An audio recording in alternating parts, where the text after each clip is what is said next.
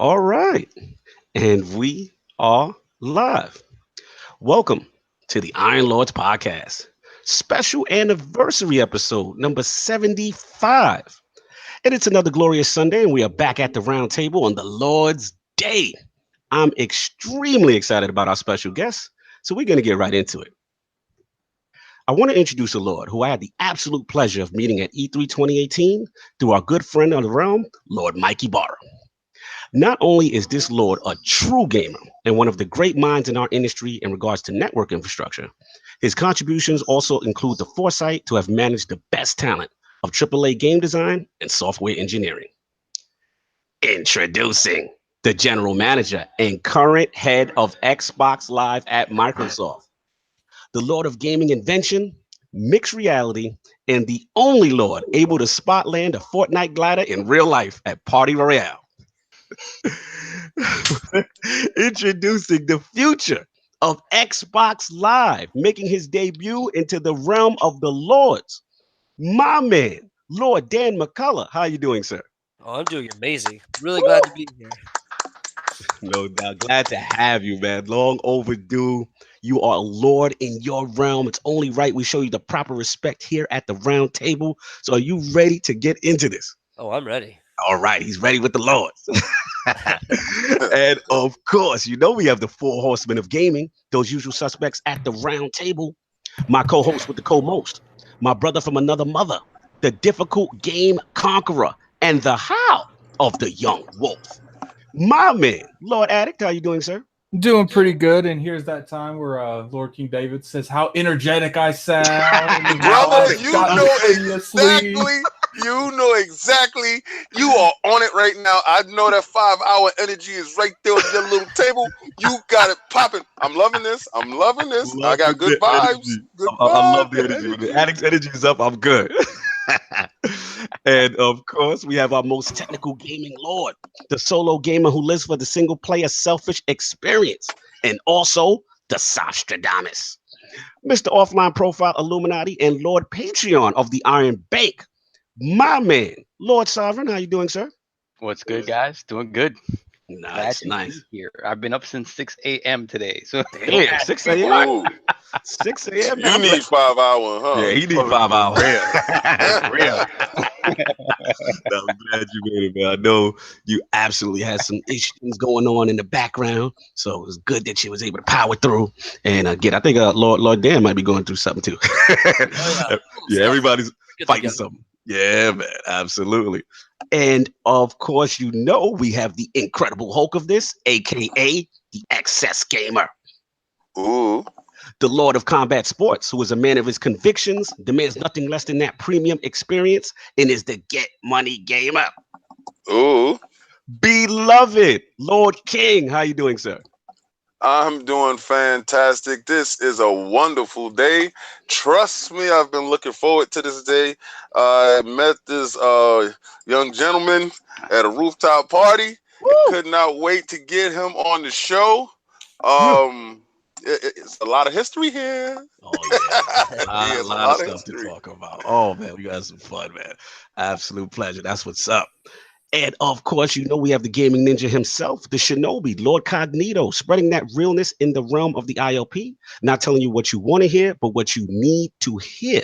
So before we get into what you want me to get into, which is what the Lords are playing, I want to start off with Lord Dan, his video game system history, his extremely impressive career at Microsoft of over 13 years, and of course, what led him to become the latest Lord of Xbox Live, by far the best online infrastructure in gaming today. So, Lord Dan, let's start from the very beginning. What was some of the first video game systems you had, and what got you into gaming? Oh yeah. So I started off with Let's start off with. probably my Atari 2600 was probably the first system that I really played a lot of. I remember Mhm. playing River Raid and Pitfall and all Wow. these games, and just I River remember Raid. just asking my dad, like, I'm from Canada, and I used to get my games in like Canadian Tires where we get them. And it's just like, can we get one more of these Atari games, And then Uh-huh. I had my buddy had like a ColecoVision and all this stuff. And we go Yes, play. the Kalinga. That's what I started with. Nice. Oh man. So I played a Nice. lot of that, and then Mhm. when the Nintendo came out and the Sega Master System, that's when it was game over. Like I just started You just playing. warmed me and Sovereign. You just warmed me and Sovereign's heart, Lord Dan. Yeah. Like we are Master System kids. Now let me ask you a question. Yeah. Did you even like the remember the Sega kind of before TurboGrafx, Sega originated those cue cards. Remember they had the little cards as well besides the Yep, cards? yep. Do you have any of those card games? Oh man, I'm trying to think. No, I don't think I did. Okay. It's one of those things that's interesting of just, Sega did a great job, with Genesis and everything, but like no one seems to have the Master System. Like I talk about this all the time, and no one's like, I never even heard of it or didn't even play it. Well, Remember that? you have 3 people in here that had it. So you amongst I was not only that, but it had a game that was built in. Remember that crappy little laptop game that it had? What was it called again? Salute to Lord Dan for even remembering that, because I was going to ask you that too. That's awesome. That's what's up. You remember that? Yeah, and so I played that a lot, but like, I remember my grandma got the Nintendo one that had the triple Mario, right? Had the Mario, the track and field, and Duck Hunt on it. And we would play on that stupid mat and race, and we were so freaking good. But, we would just play the Nintendo for hours and hours. And I remember it was my grandpa's TV that we would always play on. And we would always kind of like leave it on, paused, and change the channel, hoping that he wouldn't like turn it off. And so we'd like put electrical tape over the light so he wouldn't know it was on, because maybe he wants to save power or something like that, because we're like in the middle of like a Dragon Warrior game or some whatever game, But man, we played nonstop. And then I went, I think I turned, I remember saving up for the Super Nintendo, and I used to go to Toys R Us to play Super Mario World. Salute. Just over and over and over again. I was like, man, I'm like $20 off. I can do this, and then I finally got it. I know. That's just salute, man, because we had our Lord Clowns on, and like obviously we all know the history kind of right now what's going on with Toys R Us, and it's such an emotional thing for us that it's gone. So it's just like when you said that, I remember doing the same things. Like you in Toys R Us, you're able to go in there and literally demo these things, for sure, as well as toys and stuff like that. It was just an awesome time, and it's sad for people who've never got a chance to experience it. I wish they would have had like some kind of login system, because I've got to put in 500 hours of Mario Kart. Your Toys R Us user account was heavy. Oh yeah. Did you see his Xbox Live heritage just reach in? He said, "I wish I had an engagement meter." Yeah, but it was good. All right, this is how nuts it was. Talk to me. When Mortal Kombat came to the Super Nintendo, and now I'll say this: the Genesis version of Mortal Kombat was better because it had blood. I agree. Correct. I had the Super Nintendo at that time. Okay. I remember I'm like, all right, I think I want to buy this game. I love the arcade game. I would take note cards to Toys R Us with my moves written on them, so I could practice. And I'm like, and we would literally line up just like you would at the arcade at Toys R Us, and kids were like, "Hey, if you win, you stay on the controller," and we would just play for hours. Wow! How did they really kick us out? I love it, man. He took it back. I mean, I always talk about how Cognito and I used to go to Nobody Beats the Wiz and play Neo Geo for hours on end until they kicked us out. Third Avenue. They kicked us out. Like, are you gonna buy this? No. No one has $700. No. True. And it actually mimicked like arcade culture, because like what they were saying, like that's how it was. Like, you guy was on the controller, or in this case the controller instead of the arcade stick. But you know what I mean? And you sit there, and the next guy put his quarter up, and he was next in line, and it just kept going. And it's funny that you brought that into Toys R Us. Yeah, those were good times. And then when I finally did buy my Super, which was like probably a couple weeks after it launched, I had, as a birthday party, I had 2 of my buddies come over, and our goal, and I had the Super Mario World strategy guide, the thick one that I had gotten through Nintendo Power. And we had read that thing cover to cover before the Nintendo was even available, right? Like they had released it like a month before. And it was our job to beat that game the night we got it. And we just stayed up 12 hours. And I remember we were like so freaking excited, you know? Yeah, man. I love the passion, man. I love you can hear it in your voice. And Oh, yeah. you're taking us back, man. So then from Super Nintendo, where did you kind of elevate to after that? What was the next direction? You know, I was getting really into PC gaming at that time. Mhm. You know, I was playing some StarCraft and some Quake and other things. And so I got a 64 during the GoldenEye era and you know, for Nice. Super Mario 64 and all those games. But then I went to PlayStation. Okay. I Got got the the PS1. original PlayStation. I played, Nice. you know, I think Metal Gear Solid is probably still one of my favorite games on that thing. Absolutely.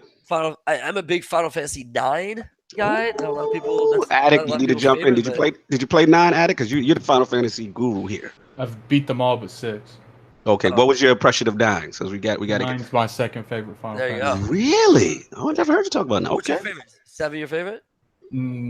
No, Tactics is my favorite. Okay, all right. Okay. All right. Yeah, 9 is just like Mhm. I've played every Final Fantasy as well. Nice. But 9 is the one where I got lost in that world. I was like, I want to live in this world. I got lost in 3. I Yeah. love 3. That's when they introduced the job system, right? Yeah. Mhm. I believe, Mhm. yeah, it was 3. That's, to me, that's why I got that Octopad Traveler. That is, yeah. So I don't know. I just got really nostalgic when you just said it.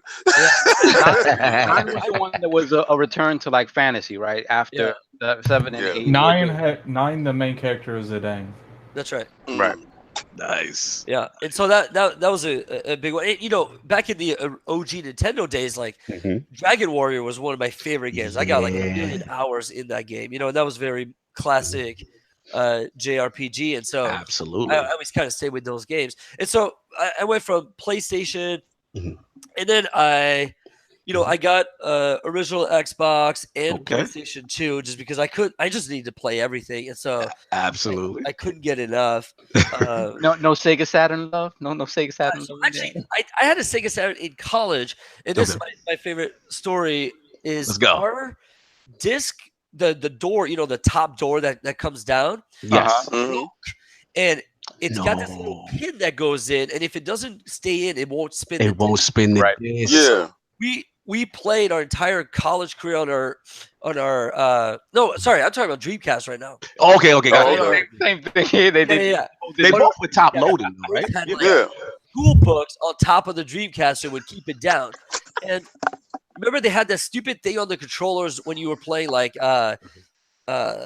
freaking 2K football. Was it NCAA? Yeah. Yeah, But the little without the screen. little- Yeah, the you could, like, UMD. pick your plays and crap like The that. VMU, yeah. Well, the VMU, so you can pick your Your plays. VMU, yeah. That was so revolutionary, man. Just Oh 'cause yeah, I've you got a had long football history of games too. Like, I like that. Now you're talking. Now, what's up with Play that action. Madden? I need to hear Madden in there, all too. right, so I've been playing Madden 19 with my son a lot in the past week, but Mhm. mine was all like, man, I love the original Tecmo Bowl and all that stuff. Okay. That stuff was There we go. just Did amazing. you But have then, like, Did you have 3DO? I didn't have it. I did not. Oh, okay. Oh, okay. Lord Bill yeah. still will be upset, but it's okay. It's okay. Super into play action football and super play action football. I don't know if you guys ever played those. Yeah, of course. Amazing. And then I went into, like, you know, obviously the Maddens and the 2Ks and all of those games. But I don't know. I always liked football. The one game I just loved on the consoles. They just do it right. Like, I think they're It just great. felt right. Let me ask, before you jump in, so I got to Yeah. ask one football question.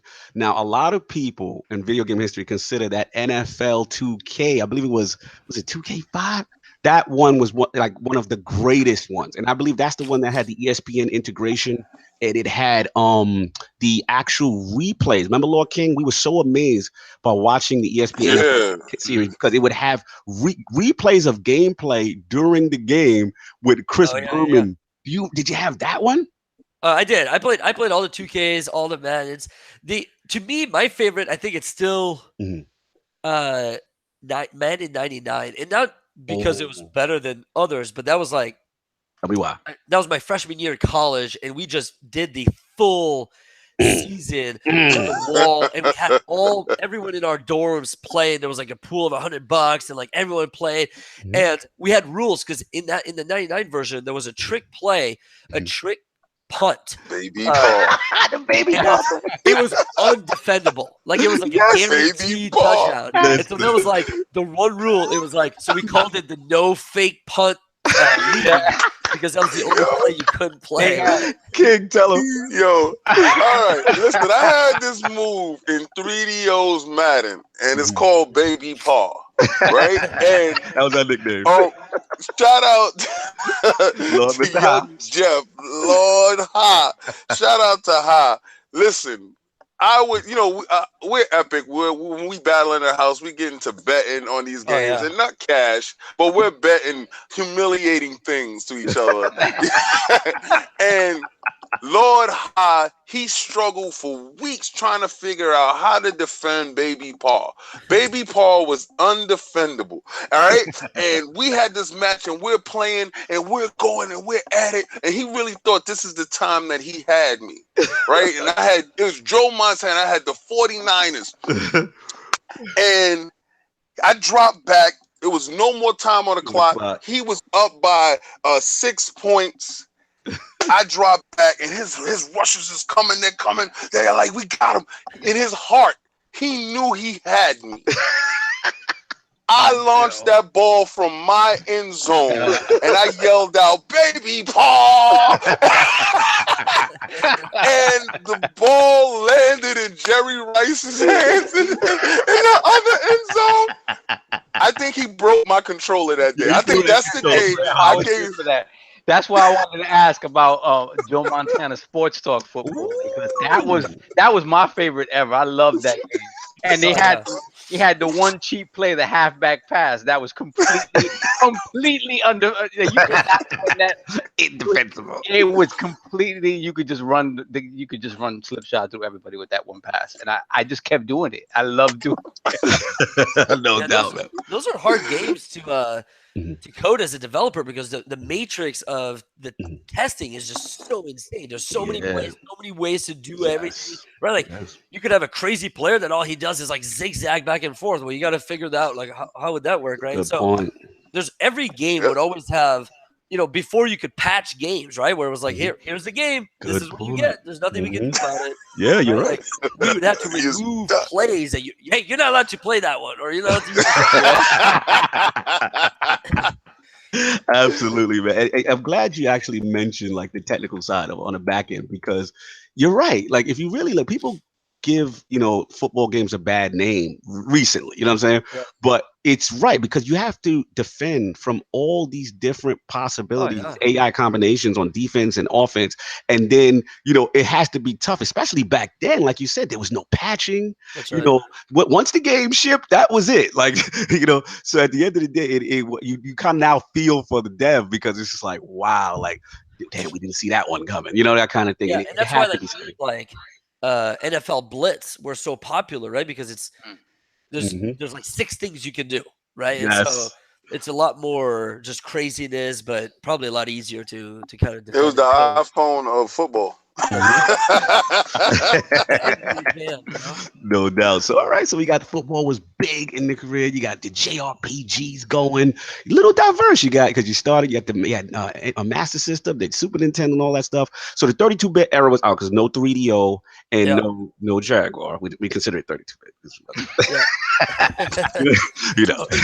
No shade. You know what I'm saying? We got whatever. I wanted to ask about an older system because you even mentioned Coleco and all that great stuff. Atari, that's awesome. I wanted to ask, I'm trying to get some love for a TurboGrafx 16. Any TurboGrafx experience or any remember playing it? I mean, I remember all those systems. I remember television, like everything that everyone had, but I just didn't have access to one, and I wanted to play everything because I still remember like early PCs and Apple IIs. I'd game on everything. If there was a place I could game, I would do it, right? Like, and I got to a point where I still like I've played everything. Like, obviously it's not true, but like that was kind of like if there's a game, I don't care what it is. I don't care if it's Aladdin or Barbie. You were playing it. That Super Nintendo Aladdin was amazing.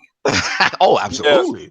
Absolutely. Yes. Remember I had the Genesis love. I mean, the animation in the Super Nintendo was great. I don't know. It was like that was at that point when it was having this battle between like who can make the better versions. The music was always better on Super Nintendo every time, but Genesis had that something. It had a little bit of graphic magic. I don't know. Yeah, man, absolutely, man. Shout out to Brad in the chat. He's like, remember Tommy Lasorda bass? Oh yeah, I remember these. Yeah, cats in the chat really bringing up some classics, man. That's what's up. All right, cool. So then we got that, the console history, whatever. So you've had. I want to get into like your career now. Like you've had such a diverse gaming career. Like so, like what drove you to get now into the industry? And let's start from the beginning with that. Yeah, so I knew I wanted to be in games since the beginning. Like since I was a kid, it was like I should. This is what I love. This is what I want to do. And I got into programming when I was like 12. Oh, God bless you. God bless you. I tried that. Oh no. So I coded a lot, and I started like, if you remember the Q Basic games that came with DOS, the Snake game and the Gorilla one where you just throw the banana. And so both of those games came with the code, and so you can start tweaking with them and start doing things. I remember the first thing I ever did was make it so that every time I launch my banana, it hits target no matter what I do. And then I would play with like my friends, and it'd be like, "Oh my gosh, you're so good at this game!" And I remember I was like, "Man, this is awesome. This is what I want to do." And so I knew I was gonna, go into gaming. And so, and for some reason, at some point, I just knew I would work for Microsoft. And, which is weird, I just had this thing. I don't know why. And this is pre. This is pre Xbox. Yeah. Like you're talking, because when you're talking that those Q Basic joints and you're talking Apple II, you're like, this is before they even thought about getting into the gaming industry. And so, but they had Flight Sim back then, and they were starting some things. Astronaut's Call was getting talked about, like those types of things. And so, but it was like, hey, I'm going to work at Microsoft. Well, the gaming industry problem was always the same, and it remains the same. It's every job application, every job description says must have shipped 3 AAA titles. Wow. So it's like a chicken and egg. I'm like, well, how do I? That ain't me. And truthfully, today it's much easier. Anyone can break out Unity and try to make a game and get it, and truthfully make a game, release it on Android and iOS, and say like, hey, here's a game. Whether people are playing or not, you understand the entire process. You delivered it, and you have a game. Back then, not so easy, right? Yeah. So, I went into Microsoft and I got a job. Oh, there it is. I like that. No, I'm like as he's talking, Boss Moves is doing some really bad things inside the chat, and I don't want to interrupt his story at all because Boss Moves has just said Sega and Sonic was lame. So we're not gonna do that. We're gonna dispel that. Yeah, no, Sonic. Sorry.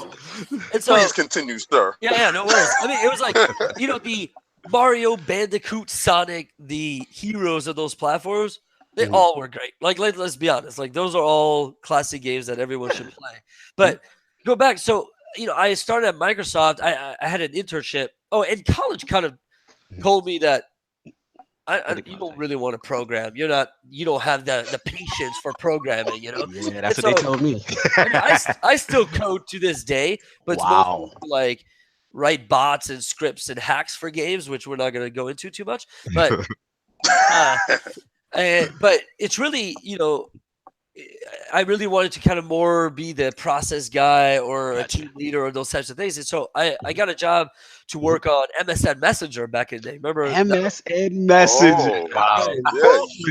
Absolutely. So, I was a program manager there, and I'd worked on all the telco work and all of the, I worked on the first time you could send a text message from Messenger to a phone. That was a big deal. And you guys actually, not to cut you, but you guys really penetrated the workspace, because I remember some jobs I had, and Messenger was almost like a prerequisite to communicate. Right. You know what I mean? So I definitely remember those days. Wow, that's good. Continue. Yeah, it's kind of crazy, right? Like that was like a daily thing. You were on Messenger, and now it's like no one does that, right? But like whatever. No one does. So, maybe Slack. Yeah. And so about a year and a half in, I was like, all right, this is my time. I got to get into the gaming side. And so I applied to every studio Microsoft had to offer at the time.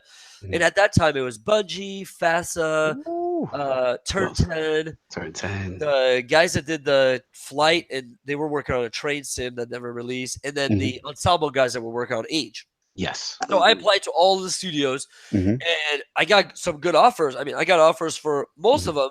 Okay. And I chose to go to Turn 10 because I mean, I like cars, but I wasn't like a huge car racing guy. fan. I was more a Gran Turismo guy back in the PlayStation. Yeah, absolutely. They were the leader back then. Yeah. That's right. But then it was really more, they were finishing up Forza 2, and I wanted to be there from the beginning. Nice. And so I went over to Turn 10.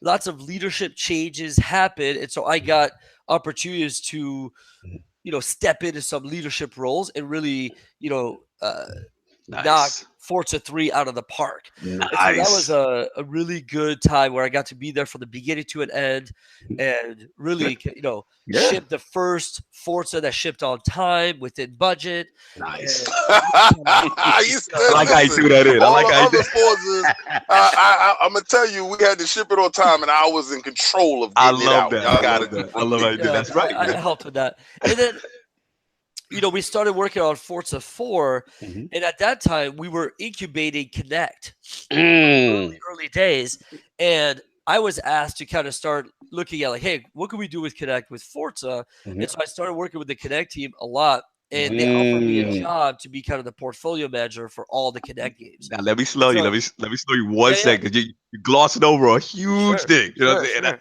saying? All right. First of all, I want to shout out Brad Podcast because he asked this. Like, did you have any inclination as far as to Connect, like the way it would take off, and just like what was it like managing that portfolio of Connect titles? Because people don't realize, like, people clown Connect now a little bit. It's kind of like laughing a little bit, but it was so ahead of its time and actually a financial success for Microsoft during the 360 era. So, like, tell us about that. Yeah. So, the first demo we ever did for Connect, this was crazy. Like, we cracked open a controller, we soldered some wires onto it that went directly to the Connect. And so basically the Connect would track you and then send that data to the controller and pretend like it's a controller. Wow. And we did it with Burnout. That was the first demo we did. And all you could do is, if we detect that your right leg was forward, we thought you were pressing on the gas pedal. And if you lean right and left, we would turn the steering wheel left or right. And that's it. That's it.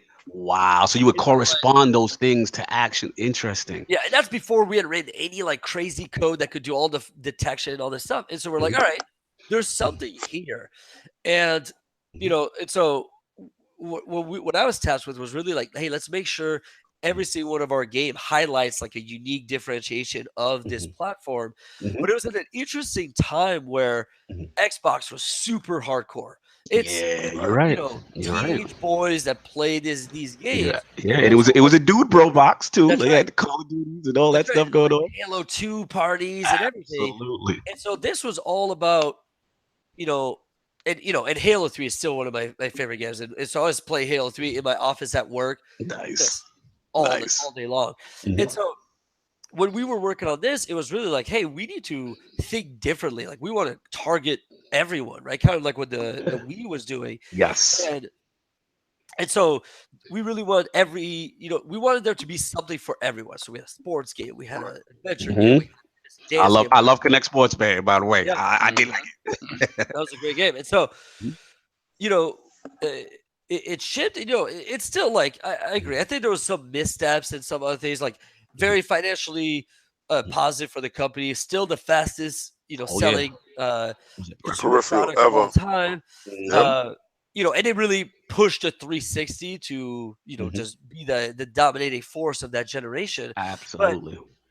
But, I'd say, we kind of put the core gamer second for a little bit. And I think that was one of the mistakes that, turned into maybe further mistakes in the next launch. I see where you're going with it. Do you think it had to do with more of the forced integration? Do you think, like, because I remember when during that time, even Motorsport, which you walked in, you'd buy the Xbox 360 title, and if you guys remember King, Sov, Addict, at the top there was a purple label, and it would say Yep. "Best Played Can with Connect." oh, Do you we think? connect? Yeah. Yeah, did you think because of maybe the success, and you guys did hit the casual crowd, so we don't want to not give Connect its due. The original Connect was successful, but do you think that maybe them trying to integrate too much was what kind of aggravated the hardcore crowd a little bit? I mean, I think it's so many things combined, right? Like Mhm. price is always going to be a big factor in Yep. everything, and Mhm. so everything from launch titles to price to developer happiness to anything to marketing campaigns, everything kind of puts it in. Like there's no one figure to point at anyone, and it's more, I think it's just a lot of good learnings for us on just Mhm. Yeah. what to do in the future. And so, you know, I really enjoyed the time I worked on Connect, even though I'll say this: I had little kids at the time, and it was awesome to finally make a game that they could If they play. could play, that's a good That was, point. Yes. that was really satisfying. Good point. Two funny questions on Connect. Then we move Yeah, on. yeah. One, all right. Now, Lord King is going to laugh at me this one. Now, when we first saw Connect, it was called Project Natal. Shout out Yeah. to Beachfire Tim Dog, because he used to wear a Project Natal shirt when I first met him, and I know what you're Yep. talking about. Now, when I first saw it, it was jaw dropping from the standpoint. I believe they had Peter Molyneux on stage. Milo. Yes, Milo. and there was a game. I don't know if it was Fable linked, Nope. but whatever It it was, was, No, it was that little boy. that little boy, and Milo. I he was looks down so in the water and sees his reflection, right? yes, I was Yeah. Yep. so The taken game that back. I never said, came out. "Yep," Yeah. and I said, "King, remember me and King used to say that's the devil. Like we don't know how they doing that. Like that's Yep. sorcery." So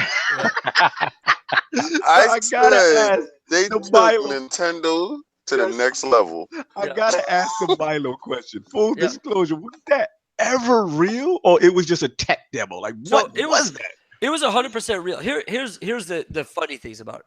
I mean, Uh-huh. outside of the Peter Molyneux factor of hype, It's which exaggeration. I love him. I mean, I'm a big Bullfrog Games guys back in the No day. doubt. Play Syndicate, all these Yeah. games. Like I think they've done some awesome work, and I love Mhm. Lionhead and everything. But so there was a time period where we were all prototyping. We didn't know what we would do with it. Yeah. And one developer had a great idea of, hey, we have a camera, we have an IR sensor, and we have a normal camera. Well, Mhm. we can take a video feed of your face and Mm. just superimpose it on top of the reflection in the water. Right. So when Mm. you look down, when the little boy looks down, we'll just superimpose your real face on it and it'll just blow your mind. Now, Yeah. it worked. I'm Uh-huh. using finger quotes right now, but Mhm. like most of the time, it also has your couch and your living room Right. that water, which kind of broke the illusion. And so in Yes. that video, he's doing it in like the perfect setting where I think his background was I probably got like a picture of a lake. You know what I'm saying? Got you. Like, Got you. Yeah. but yeah, it totally worked. And that was Uh-huh. that was a fun project, that they No worked doubt. on. There was a lot of Connect games that we didn't ship just because Mhm. they were time consuming and it Absolutely. changed the way we tested games and Mhm. everything too. Two So, quick questions from the chat that we will. Seems Connect. Everyone in the chat loves this for some reason. Yeah, two things about the Connect 2. I personally want to know what your involvement was. Also, did you as far as the bundling and stuff like that, did you have anything to do with that as far as the Connect Part 2? And the second question, and again we'll finally move on from this, is Lord Snaldo. He wanted to ask about, because you had kids, like did you guys did that affect what you made for Connect, so to speak? yeah, I mean, it's an interesting thing of like, it's easy when you're making a game that's for you, right? Like, Yes. Mhm. it's just like imagine working on the Gears franchise and that's like your favorite game. Well, it's like it's Yeah. perfect for you, but like now you need to tailor it for your Mhm. whatever, like someone else. It's very hard, and so that was what the thing with Connect is just like, Mhm. all right, this is kind of fun for me, but is it fun for others? And so we start to really diversify the types of Mm. people we would bring in, younger generations. My kids would come in and try games. My Mhm. mom, like whatever, right? Like we Yeah, would try it like a did. bunch It of brought different a things. different demographic. I'll That's give right, you that. and that was awesome, right? Like Mhm. I think that, and that's still true today. I think there's a lot of remnant of just the Mhm. way we try to be more inclusive of things has been really positive. And I Yes. think that it stemmed from that. Um, Mhm. so you Mhm. know, the day it Mhm. shipped, so I was in New York Mhm. for the big launch of Connect, Oh, and we were doing nice. this big thing with like Mark Wahlberg and a bunch of other celebs. Mm-hmm. The day I got back, that Monday, Mhm. is the day I started working on Project Fortaleza, which became HoloLens. And so I moved completely away from Durango and the next Got console. you. And so I Okay. didn't have anything to do with Got that. you. Okay. So you answered my question already, which was Yeah. pretty much at that point. So which leads me out into the next segment, which is kind of like, you got a lot of talents from, the engineering side, programming side. You got such a diverse portfolio. What I wanted to ask now is, Lord Dan, the Lord of Invention. That's what I call you. So Yeah. it's like in mixed reality. So people don't realize like you've got a ton of like patent projects and stuff like that. So my question is like, what was your role specifically with HoloLens, and then obviously the head of mixed reality for Yeah. Xbox? Yeah. So, the biggest thing was we just had a small team, 4 or 5 people. It was like, hey, we just revolutionized input. Now let's revolutionize output. Mhm. And so, the dream is still at some point. I think all of us, we just want the holodeck, right? Like I think everyone just Yes. Absolutely. want. And so anything that kind of, my two passions in life have been for a long time. It's push what's possible for gaming, right? Yes. So I love games that push that mold and try new things. And so Love it. when Destiny 1 came out, when World of Warcraft, So like all these games, just big. like do more. Like I'm still there's still this game that is impossible to make today that I want, right? So anything that accrues to that, I love. The second one is anything that accrues to taking you to a whole different place. So creating a holodeck, those are my two favorite passions. So I always want to work on things that push towards those two things.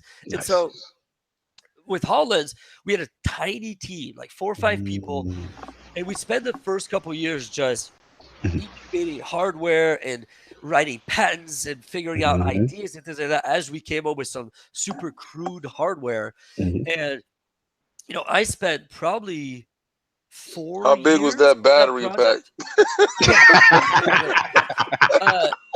Spent 4 years on that project before we ever told the world we were working on it, right? Wow. So this is really incubated. That's right. And for a while, it was very gaming focused, right? I made lots of games on it, lots of gaming demos, and truthfully, those are the things that got it greenlit. That's the things that got it with all the games. And then we realized, from a price point and from a tech, in this year, it's going to be enterprise for a while, and at some point, it'll be more consumer. Right. So we kind of had to pivot, but I still, if you remember the Halo Guardian. Oh yeah, I remember. I have a story about that. Yeah, so that was my project that I did the HoloLens stuff for that, but that was kind of the last like big game we did for HoloLens. Gotcha. Let me jump in because I remember that. Well, shout out to Pseudo. LordCognito. Yeah, you remember that. Oh. Yeah. Well, shout out to him, man. And I'm assuming he also worked on that team with you, Dan. Who's this? Kudo Sonoda? Oh yeah, for sure. So shout out to him. So I remember it was E3 2015, and you guys debuted it, and I was just blown away. And me and Kudo really tight. And at the time, he was like, "Hey man, we've got this Halo demo," and I'm like, "No, Halo." He's like, "Yeah, man, you gotta check it out." And we had it all set up, and it was funny because I was all set to go, and all the rest of my friends, I said Senjutsu Sage and a couple other. I was select 4 or 5 of us. Yeah.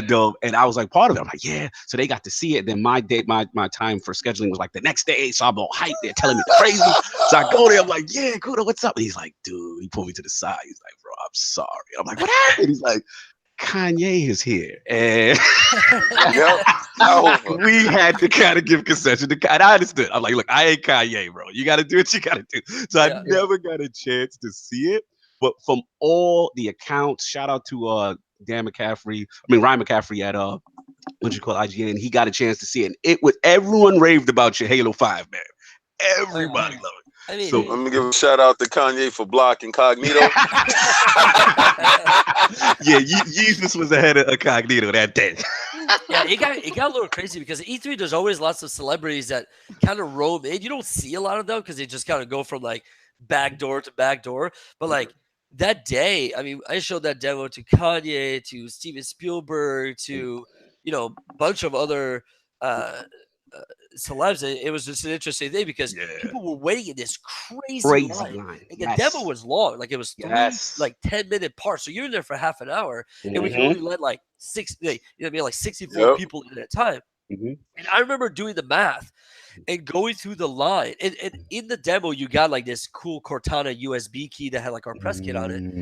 And I started going through the line. And I was like, all right, there's 5 hours till it closes. Mhm. Let me count this line. And I'm like, oh my gosh.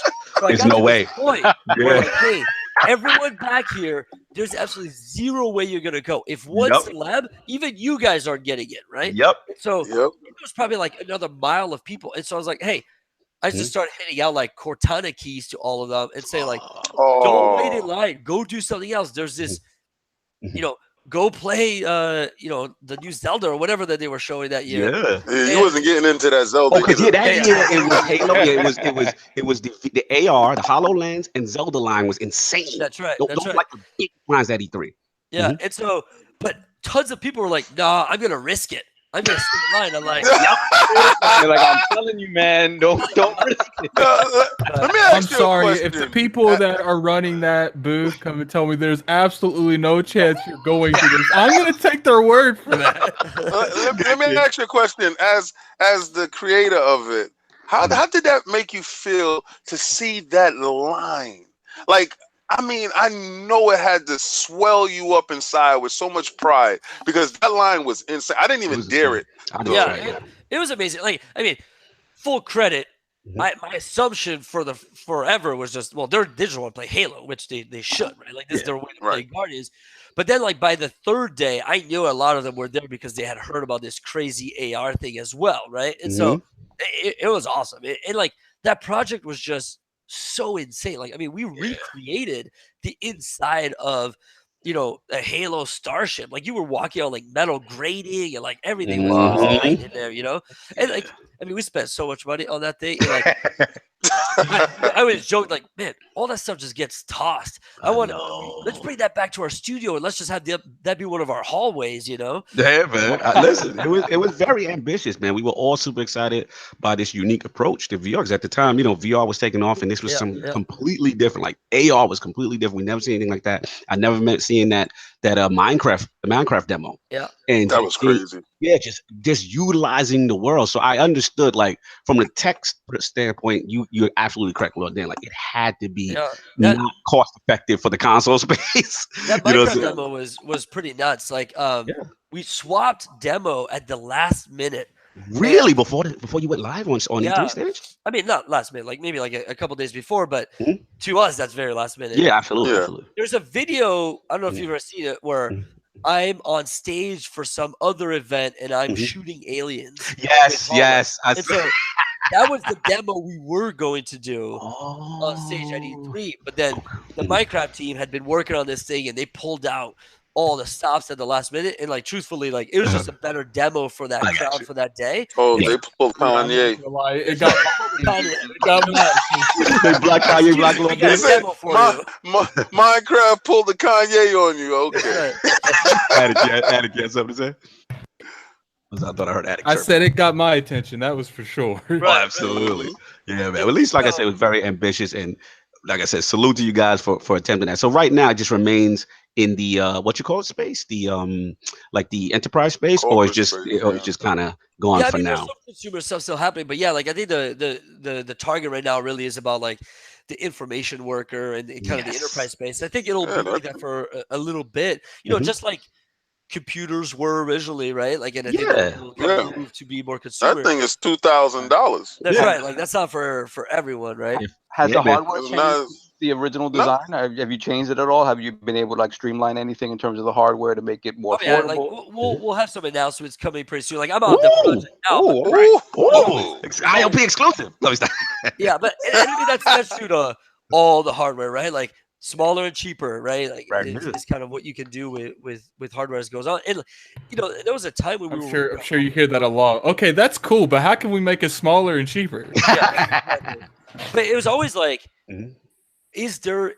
are we at the right stage in humanity where we could actually make this? Like we had some problems. Like there's two types of problems that we work on. There's late night pay for dinners, just a lot of hard work and a long time problems. And then there's we just need to invent and create miracles that just haven't happened yet. Right? Like you look at like Tesla. They could have done that 20 years ago. Like there's just Facts. batteries just weren't that small and that good, right? Like you just couldn't do Right. that, right? Like, Mhm. it's just remember those mag lights you used to have in Boy Oh Scouts with the yeah. full Oh big yeah. batteries? Like that's what powered a super battery No, back you're then. right. You're right. Sometimes, like I said, it's like you said, it's just like acceptance. The world has to be ready, but more importantly, the tech has to be ready, That's right. and it's Yeah. got to be the right price point. So it's like a perfect marriage of all these different things. Oh, for all I had to, I thought it was amazing. All I would say is, if you guys did kind of come back to it, was that at this point probably needs to be untethered. You know what I mean? As far as It, the Hololens, and then the other it part, wasn't tethered. it Yeah, wasn't it's tethered, untethered. right? Oh, okay. I'm sorry. And Yeah, the it's That's other, no, untethered. and that's the biggest oh, it's a thing big thing. about that I'm thing. bad. You're correct. My thing That's was why though. I was gonna pay the money for it. I was gonna Mhm. pay the $2,000 for it, right? But then when I found out that all that cool stuff that you were doing really doesn't come in that package, So I I guess my said, "Oh, second it's point was not for also me." the what you call the field of vision. I Yeah. remember people saying it was like just a little limited, somewhat just looking for you as far as getting more of a view. But that's pretty much it. I mean, it was really there, and hopefully it does come back. I thought it Yeah, was oh yeah, pretty good. we're not done with it. I think there's, VR was really taking off, and Mhm. we did a lot of VR stuff with it. And we didn't know originally when we were started, like, which direction we would go, and so we had lots of demos and lots of different things, and that's why I really got into the AR, VR, MR space at that Absolutely. time. But it Mhm. was really always for me Mhm. centered around gaming, and so as Nice. things really moved Mhm. towards enterprise, which I was a big Mhm. I pushed for that a lot because I thought it was right for the product, knowing Right. that it wasn't going to be my Mhm. passion anymore Right. because of it. But I think it was the right decision. So, Mhm. sometimes you gotta do Yeah. what's right for the company. No, I understand. You let your baby go. Right, right. I get it. So then I want to move on to Discord. And obviously Xbox Live. So obviously in April of this year, you guys announced and introduced like that marriage between you actually personally on Xbox Live, I believe, Yep, on yep. Discord and Xbox Live integration. So how did that process kind of start? Yeah, I mean, I'm a huge PC gamer. Like we didn't get into like the last you Mhm. know, I PC game every day, and I've been a PC Mm, gamer, since the mid '90s. I, nice. I still, I still play on my Xbox and my PlayStation all the time. But, Mhm. um, PC is kind of this big passion thing, and so Discord's something I've used for a long time. And as Mhm. I'm trying to really, continue to push Xbox Live into, as we grow the Xbox brand and what we touch from the games perspective, from network perspective, from ecosystem perspective, we want to Mhm. be everywhere, right? Right. Like I think every game company wants to be everywhere, so it kind of makes sense. But Absolutely. Mhm. Discord was something that like, hey, here's two great networks. Let's see if we can get them talking to each other and doing things. And so we started with something just Mhm. to kind of test the water, see if this is something that people want. So it's just a very light touch,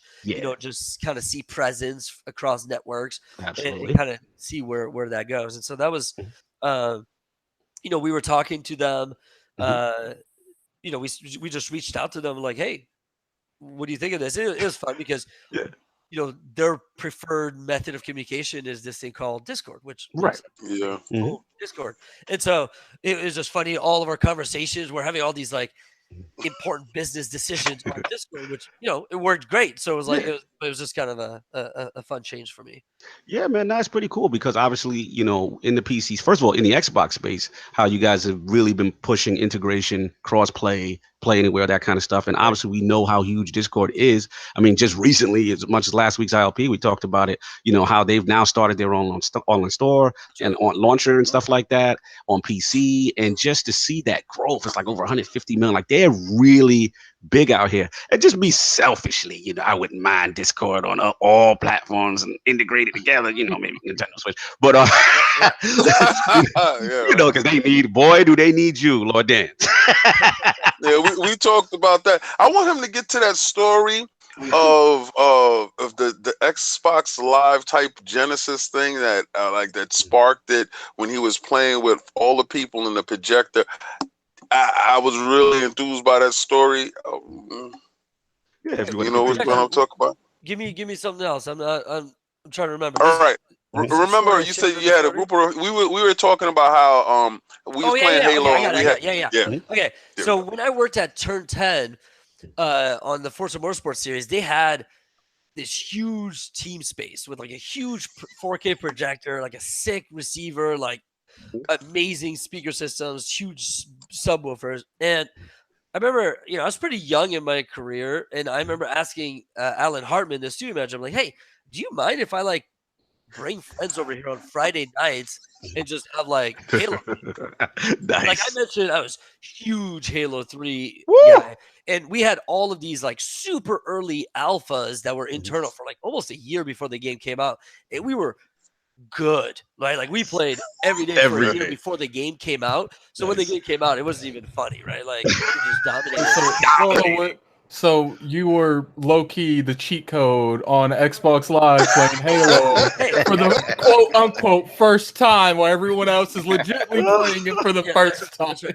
Well, it's funny because people always ask me like, "Hey, what can you hook me up with?" I'm like, "Well, I can maybe boost your gamer score, but that's kind of shady. Maybe I can matchmake you against good players, right? Like, so that's always the joke is like, I'll just make sure that you always get matchmade against people that aren't doing very good, you know? I need that. I need that. But so we I need that for Destiny so I get my Red Drink Club. We would bring like 25 people. Everyone would bring food. We'd set up TVs all around this room, and we would just have a Halo night from 9 p.m. till 4 in the morning every Friday. That reminds me of us back in that's the day. Genesis. Listen, this is why I had to hear this when he said it on air, because when he said it, that's when we started really bonding. Because I was listening to the story, I was like, wait a second, I really gotta listen to this because this is what we did. But he did it on a grander scale. Yeah, he did it on a scale. Like we were old school with TVs and the LAN and a couple of Ethernet cables. And, I mean, even when I left Turn 10, I kept doing this at my house. Hey, bring your TV. The Switch set up. And I remember I had little kids. I still have little bigger now. But like, they'd be upstairs sleeping, and I got like 20 rowdy dudes downstairs. He comes from us.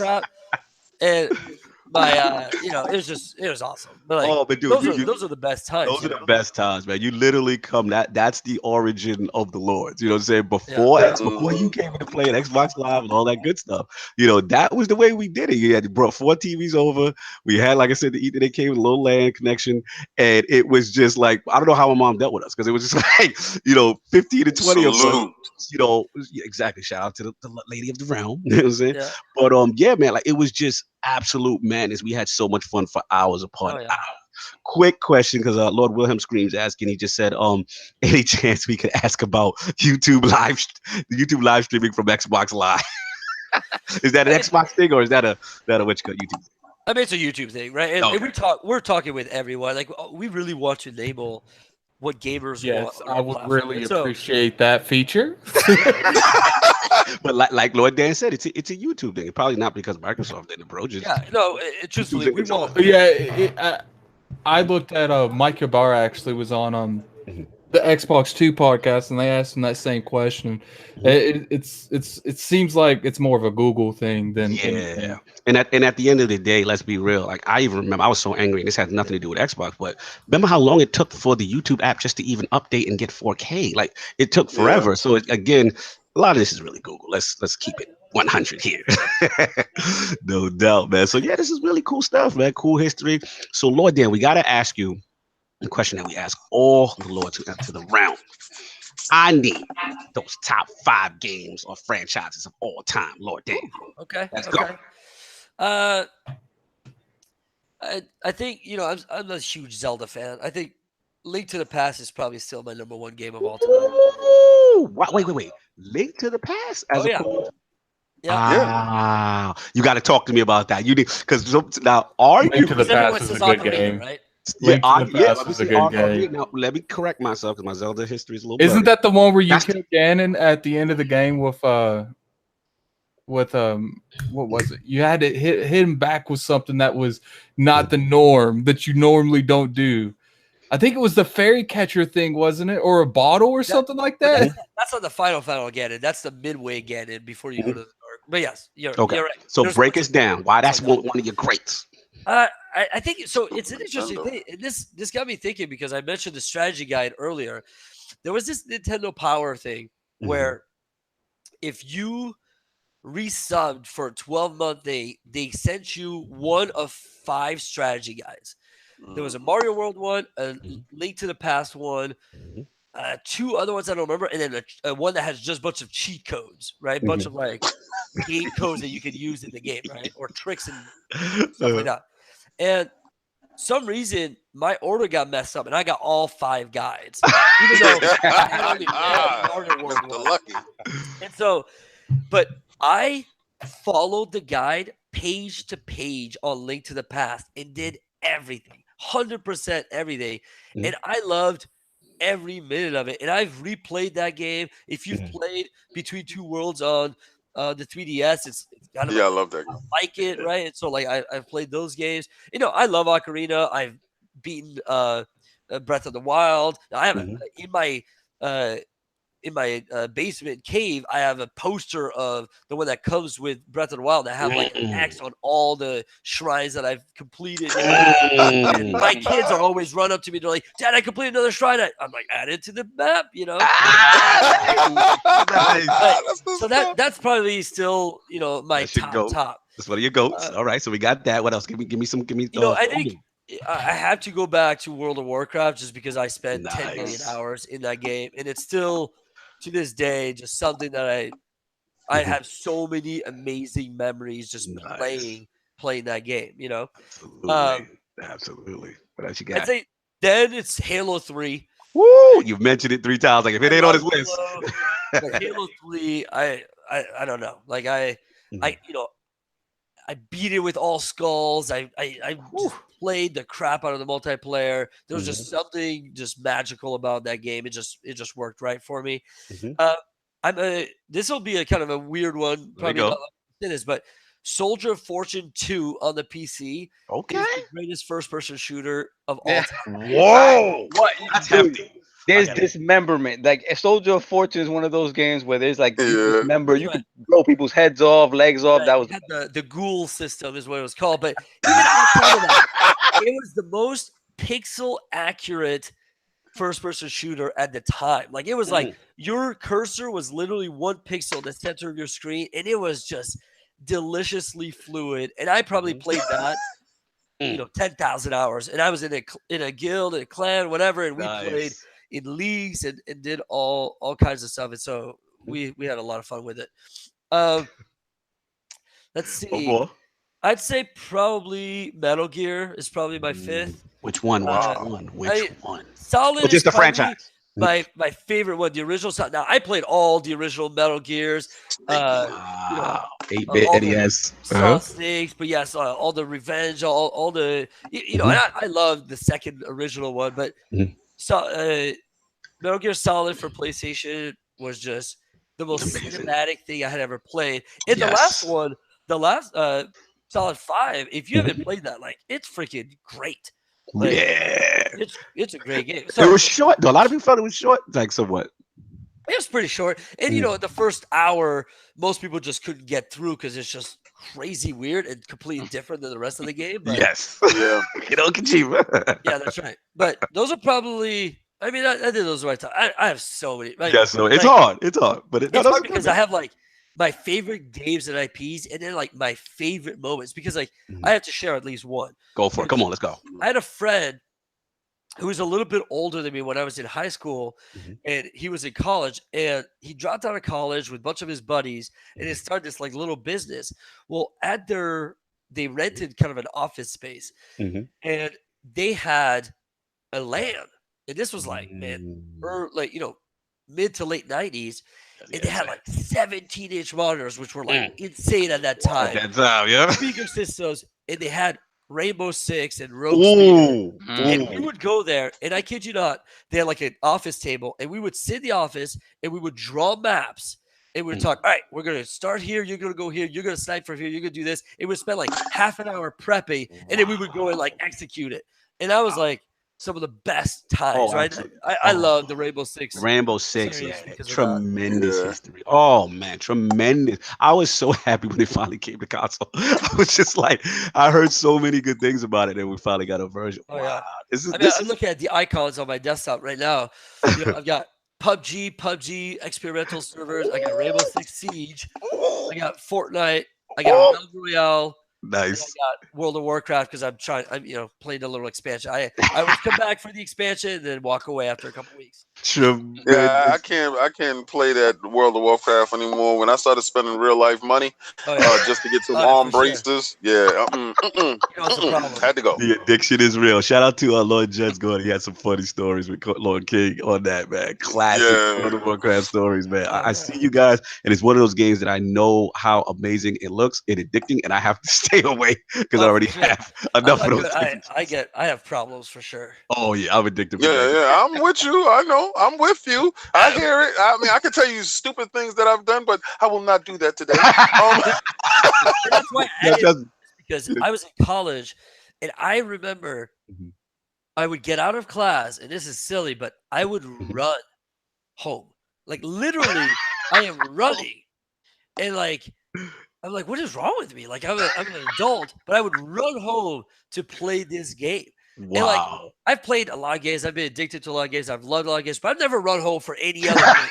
Right? Like That lets you know, man. And I see it, man. Like I said, I listen to King, I listen to, Lord Just Gordon and all these, the World of Warcraft fan base. And it's such a powerful effect on gamers. And oh it yeah. really was something, and it still is, you know what I'm saying? Like just one of the most addictive games. And it keeps I supporting tried it. to So get it's cool too. Lord Sovereign indoctrinated, and like Wow. anytime you share a drug, you try to pass it off to That's the right. next That's right. person You so they gotta can try get in with this. you, right? Try this, right?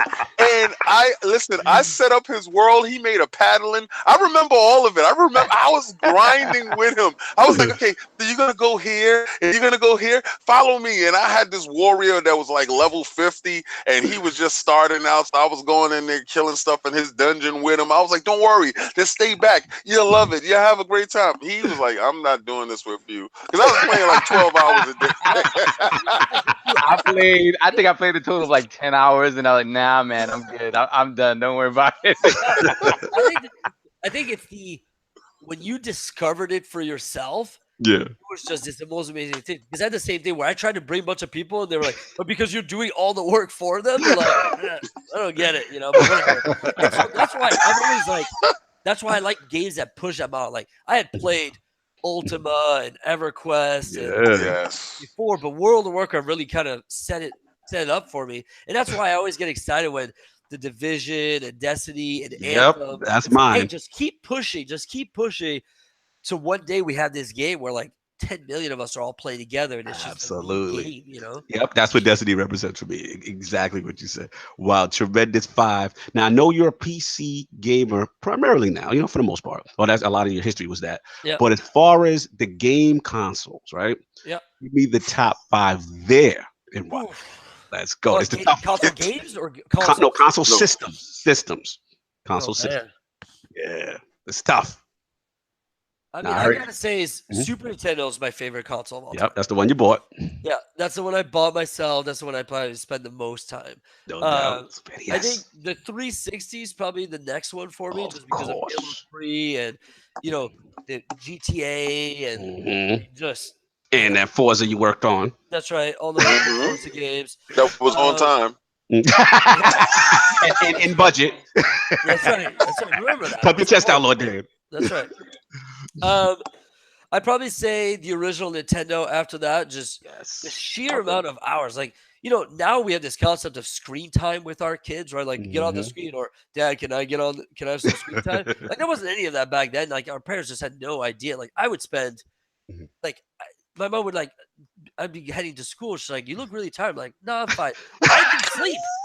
I didn't go to bed last night. We've I done ate the all today. nighters. We've Right? done the all nighters. We know Yeah. about the bloody eye, Lord Saul. And, Oh my god. one Nintendo story is this is awesome. Let's go. So Let's go. I grew up in a super small town in Quebec, Canada, and my Canada. cousin and I. And this is a town where you can just, as an 8-year-old kid, you can go anywhere. You ride your bike anywhere and do everything. We Mhm. would get up on Saturday mornings. Mhm. We would drive to like a Fifth Avenue, and just to be Mm-hmm. clear, it's like 6 stores that you've never heard of.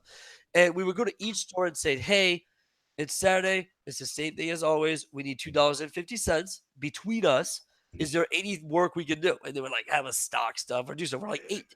Then we would go to the a corner store that had rental games for $2. Mm-hmm. We would rent whatever game the guy said we should get, and then we'd go to Dairy Queen and each get a $25 code. Dairy Queen, let's go. And then head to play. And so we would rent just garbage games, right? Like, whatever was a game we haven't played, but we played that game for 10 hours, no matter how bad it was. You right? got the most at that rental. Let's go. And here's another fun side story. There was a helicopter game, a side-scrolling helicopter game. I don't remember the name of it, but I didn't speak English. I learned English when I was 10. I spoke French in Quebec. And we would always try to browse the manuals, but, whatever. And we could not get past the first level of this game. And we played for 5 freaking hours. And we're like, what is wrong with us? Like, we're good. We know what we're doing. What system was this? What system was it on? Because I know a lot. This was Nintendo, the original Nintendo. Could have been Choplifter. It wasn't Chopper. Wasn't Choplifter? No, Choplifter I don't think came from Nintendo. That was a Sega. Yeah, that must be Sega. Only when I was thinking Thunderblade, but Thunderblade wasn't. It was Sega. Much like that. And here's the craziest part. They did something that no other game did. The select button was a usable button in the game. Wow. That rotated the helicopter 180 degrees. So you go scroll left, right. Yeah, exactly. And we're like, we can't go back there? What are we talking about? There's no way to go backwards. And we were just so furious. Wow. My grandma, who spoke English, we're like, Grandma, can you read this book for us? And she read it, and she's like, is there any way to go back? And she's like, it didn't say that. I'm like, rotating anything? She's like, well, yeah, you can rotate it by pressing select. Like, select! That is an awesome story. Because to be honest, Grandma saved the day. That's actually unique because not too many games utilize that button. Select was to go to player 2 in Yatra. That's it. It really didn't have any functionality outside. You are correct. We got to get the name of that game. Like, you've got me intrigued. I got to look for it too. It was like a mode 7 game, like to be able to turn it around. So it used mode 7, or it was just to do that? No, he said it was side scrolling because he's saying 180 degrees. So think. What was it? What was the game when you picked up the pass? Was it like Choplifter? Choplifter. Right. So think that, and then when you're scrolling right, you have to press select and then scroll left to go back. That's crazy. That's crazy. I'm looking right now. I'll try to find it. We'll find it. That's a good story. So you got NES, Super NES. You know what I'm saying? You got 360. Yeah. Two more. I mean, probably Atari, right? Like, that's your first. Just first one. So much nostalgia there. And then one more. I'd say 64. Ooh. Just because it changed everything, right? Like we would be playing. Like Halo would never have happened without Mario and without GoldenEye. And it's an interesting thing because when GoldenEye came out, I was playing Quake, and I was playing with 40 people, right? Like 20 on 20, and it was awesome. And then when my friends, which I didn't, I didn't have GoldenEye yet. They're like, dude, you gotta try GoldenEye. And I went to their house. I'm like, really? 40 players? Get out of here! You had the sour face. Man, once I got into it, I played. Big head paintball mode for 10 minutes. Nice. Nice. 64 is what I mean. It was so many things with 64, man. Not only was it, quote me if I'm right, guys. It was the 64. Didn't it debut the 4-player tap kind of embedded inside the system? Yeah. It was all the way inside. Yeah. 64 also had, wasn't it the debut of the analog stick in gaming, in console gaming? Like the single stick that broke after about a couple of $100. You sound like you had to get that. You had to get the next controller. I mean, because like a battery style, right? Battery. That was the whole thing of 4 screens. They were able to do the 4 screens moving at a decent frame rate, and it was we all could game the rocket together. Launchers or the remote mines. It was done. That frame rate went out the window. Oh yeah, dude, tremendous, man. We can talk game with you forever. And then, I didn't put the 1 on there, but man, my Scorpio in the games now today, I love it. I spend so much time on it, and it's great. But I'd say that's probably these are the classics, man. I hate man. Tremendous history, man. Thanks for answering those questions. We're gonna get into the show and what the Lords are playing. So let's get into Lord Dan. What are you playing recently? Right now? What you playing? Yeah, so I'm playing Madden 19 with my son. I'm playing a lot of that. What's your team? I'm going with Seahawks.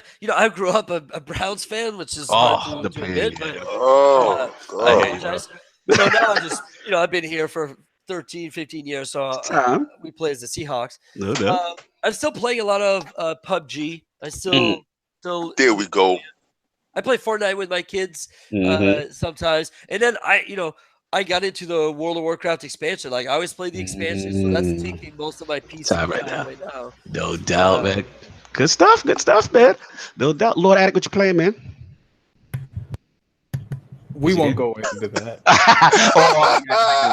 I know what he's playing. What Shadow is of it? the Colossus, but we Shadow of won't the go into Colossus. my opinions on this game. Right. The young Lord is not a fan of the control scheme, and he's completely new to him, but I I'm understand. gonna back him up on that one, by the way. Oh, The God. disrespect. I love Shadow of the Colossus, and the remake is The controls suck. No, the game sucks. No, not no, the come control. Oh God, let's get through what he's playing, please. Lord Saul, what are you playing? I've been playing a little Destiny. A little bit. Woo! Fraud. Thank you. he was busy doing other things, so I went to the other lords and I'm gonna clarify this, guys. I'm gonna clarify this. I'm gonna let him say his segment because I don't want to step on his toes. Continue, But sir. I was online. I said I'd be online. I was online. So I did that. It was confirmed. I put up a Twitter screenshot, y'all. Seeing Lord Sovereign online is like seeing Haley's Comet. So when you see Exactly. these moments, you tell your children that you saw this, and I screenshotted it. So it is true. Lord King, I'm sorry, Soft. And that damn Dead Cells. Oh man. Oh, that's Yeah, like I a saw you drug. playing that. Yeah, That's Nice. crack. That Nice. Dead Cells is crazy. That's what's up. Oh, Lord Sing is on you again. No bomb chicken. Lord Fraud is lying. yes, Lord Fraud. That is Forever. Look, I dizzy. Soft doesn't exist. Yo, they're going in. Lord King, what you been playing this weekend? all right. This is where I'm gonna debut the new segment. It's called the Fraud Alert. All right, and I'm gonna give you the fraud alert, and these suspects this week is on alert. First we're gonna start with myself. Lord King is a fraud. What's a fraud? All right, let me give it out there. Let me give a shout out to Lord Tactical, Lord Microphilia, and Lord Hardcore for taking me to do Trials of the Nine. Boy. Yes, my ignorance in thinking that I was able to do Iron Banner and jump over to Trials of the Nine like I was a nice dude.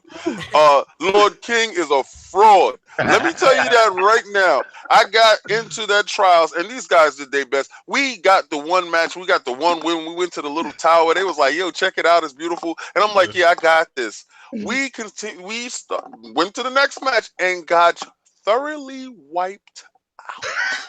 Yo, Trials and Destiny is a whole different beast. It really is. It's like, y'all got these cars, right? Everybody has cars, and some cars have a thing called sports mode, right? Destiny, I'm driving in casual lane, right? I hit sports mode by jumping in Trials of the Nine, and I got thoroughly thrashed and trashed. And I said, you know what? I said, yo, let me change my character. I see what they doing. Let's flip it. Let's get it. I went and I changed to my hunter. Same effect. Nothing else changed. Bruh, I was like, yo, listen, I'm holding you guys back. I'm not doing this. I'm going to get out of here. Yeah. I ran with my tail between my legs. Next fraud. I'm going to give a shout out to a relative native. Shout out fraud. For you, my friend. Yes, sir. You, my friend, are super fraud because we were playing in a game of PUBG. We was down to the 12 people, and he goes, bruh, I'm sorry to do this to you, but I gotta go. I said, huh? He's like, yeah, I got real life family thing. I don't understand real life family thing, but I came in 3, and I believe if you was there, I would have definitely got my chicken dinner. So shout out to you. Personal issues because of PUBG. No, you PUBG to the death. Forget your kids. Forget your life. We need this chicken dinner. Lord Sovereign, fraud. He walked in. He said, "Hi, I'm on Destiny. Goodbye. Won't see you again." I would call super fraud on Lord Brap. I would Oh call him man. super fraud on Lord Brap, but I'm not gonna. I can't because we actually were in PUBG. He actually picked up the slack from Irrelative, but I gotta say slight fraud Uh-huh. on the Destiny because he was supposed to play all week. When you say you're gonna play with me, I'm thinking you're gonna play with me like you gonna play, like we gonna play, we gonna get it done. But they idea of playing games is probably like twice or three times a week. So that's not my idea. So that's the fraud alert this week, Okay. and that's what I've been playing. No doubt, no doubt, man. Shout out to the Lord King. Fraud alert. I like that. So yeah, for me, it's just Destiny 2 as usual. I just got my Solstice gear, just finishing up the Masterworks. Fantastic escalation protocol run last night. Got to shout out some lords, Lord Tactical. Punk and Dish Gaming was in the building. Sinister Kaibatsu, I forgot you in the tweet. Do not kill me because he gets all mad when I forget to tweet him and need my screenshots. Lord J Fonz, Lord Zero, Tug was in the building. And salute to the newest members of the ILP clan, my our PBG brethren, Lord Dizzy, Lord Reaper. They are now officially ILP clan. So make sure you show them some proper love. And if you see them out on Xbox Live, please reach out. You know what I'm saying? And outside of that, a little switch, and to the dismay of all my Monster Hunter fans who urged me to get Monster Hunter World, I got Monster Hunter the Ultimate Edition or Revelations Ultimate on Switch because obviously I'm on the go. I'm at work a lot, so that type of game would suit perfectly there. So I want to shout out Lord Fogey Zombie, like Richard Fogey from Undead Labs. Man, he gave me some good advice. I'm messing around with the weapons. I'm trying to find my way. You know what I mean? Baby noob Monster Hunter. So that's me. Okay. Yeah, I wanted to know since you jumped into like the hardest of the hardest core of the Monster Yeah, Hunters, I how know. did you like it? You know what's funny? Like at first, I had a misconception of the game. Like I didn't know, like at least the way the one on Switch were, like it's like separate hunts. So you go Yeah. around and then you got your little two dudes or whatever, whatever. So right now, I think I'm kind of focused more on a long range style right now because me with that broadsword thing is just not working. You know what I'm saying? So I'm wrestling with that. You know what I'm saying? Getting my first kills and all that. So I'm actually liking it because it's perfect for me on the go, which is what I'll try to explain. Like at home, Lord Dan, I have too many time consuming games and Destiny is one of them, so I knew at home I'm not going to play that game as much as and give it the attention it should. So that's pretty much what I did. So let's get into this poll. Let's get this thing moving on. So last week's poll results are in and the people have spoken to the question: in lieu of the recent plagiarism issues by a former editor at IGN, whom do you hold most responsible? The winner at 59% in a fairly convincing four-way ILP poll is the former editor stole on his own accord group. Coming in at second place at only 24% was the You Can't Trust the Bias Media Group. At third place at 9% of the vote was the IGN didn't properly vet the edited group. So and in a very close last place at 8% as the IGN needs to pay their employees more. Wow. So, thanks to all the lords who participated in last week's poll. Lord Dan, I know you're trying to stay clear of controversy, but what do you think about the poll? Yeah, I. Yeah, don't touch it. It's hot. It's lava. The floor's lava. Let's go. Yeah. So fair enough. He just agrees with what the poll said. We won't get the Lord in trouble. All right. So let's get into these topics. So instead of what we normally do, we were saying at the ILP, we got the special guest, Lord Dan, the inventor, the man. So pretty much what we're gonna do is do a special. We're gonna bring back Ask Your Lord and do like a special Q&A with Lord Dan. So I'm gonna set it off and just start with the basics. So like Lord Dan, like as the head of Xbox Live, like being the head, like what's the day-to-day life like? What does that entail? And the second part of that question is, what do you think is the biggest misconception gamers have about how Xbox Live works? Yeah, I mean, I think the day to day is it's very big company corporate meetings and things like that. But I think it consists of kind of two halves: the stability and scalability of the service, right? Like, hey, we want to make sure holiday is awesome for everyone. We want to make sure as new people come on, it's a great experience. As we do more within gaming with Mixer and all of these other things that we have capability to support, more and more users. And then the other half is spending on, hey, what do our gamers want? What can we Mm, do for them? What features can we do for them? What things do mhm, we need to do? mhm, And as a global service, right, we have to take into account lots of different things. And so mhm, my day to day really is about, reviewing a lot of ideas and kind of unblocking things, making sure we prioritize things correctly. mm, Uh, looking at everything from legal to PR to marketing to mm, business to, mhm, how will this affect our business? At the end of the day, it's, uh, pretty expensive thing to keep running for our mhm, gamers. mhm, Uh, but something that we're really proud of and something that we really mhm, want to continue driving innovation in. mhm. So I think from a misconception perspective, Yes. uh, I think Lord damn, my Xbox Live's down. Fix it.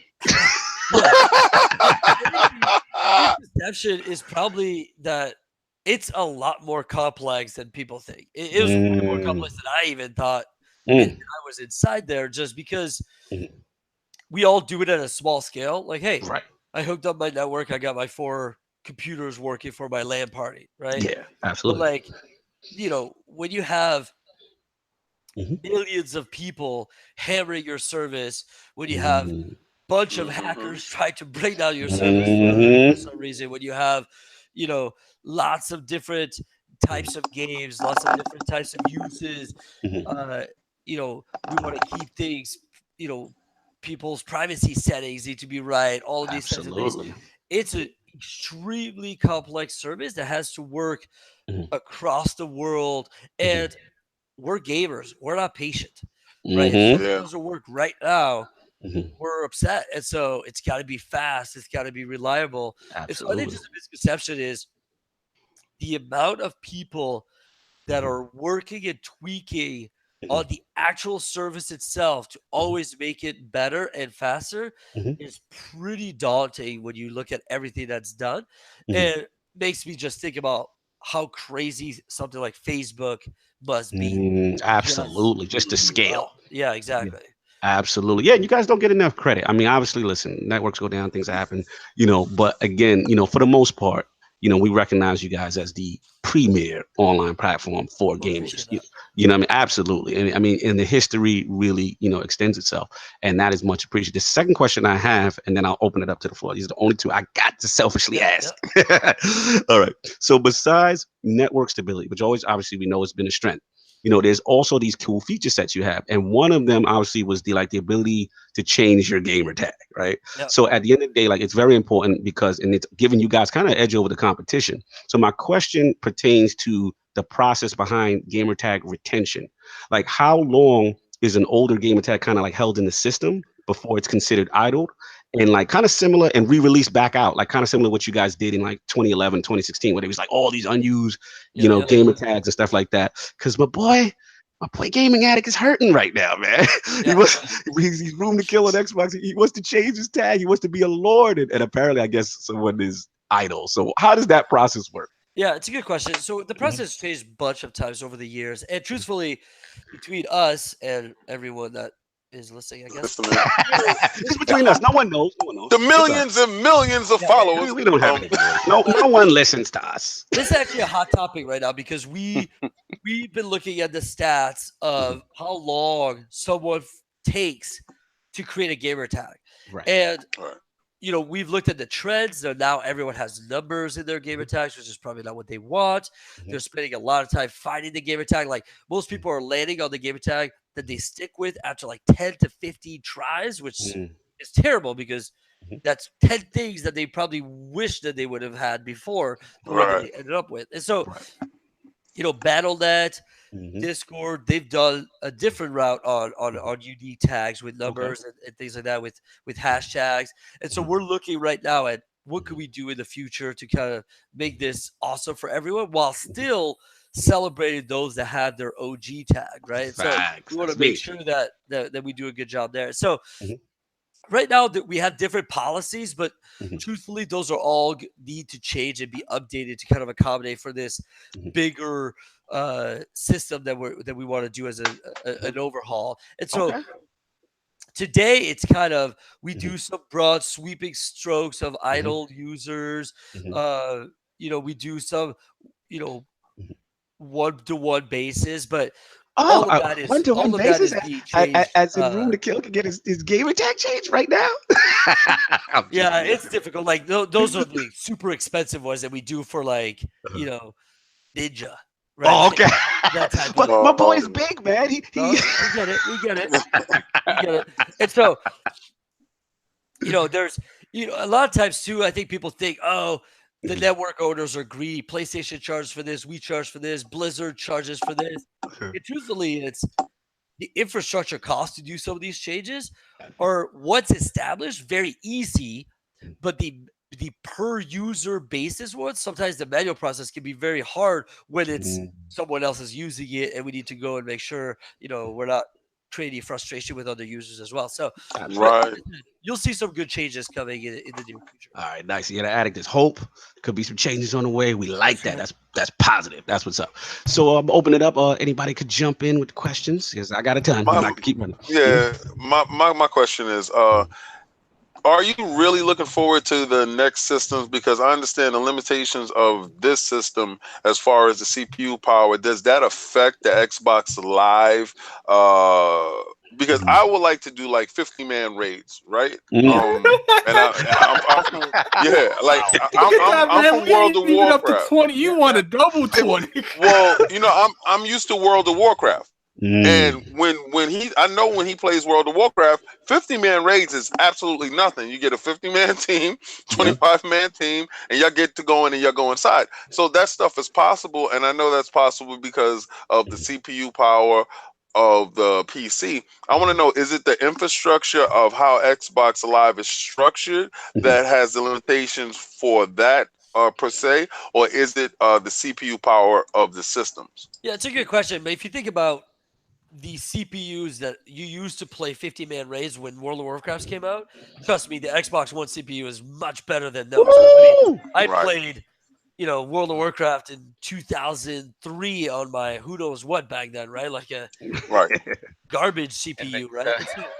So it's less that, and it's less the service as well. Like we'd be totally happy with having 50-man raids. It's really the console developers.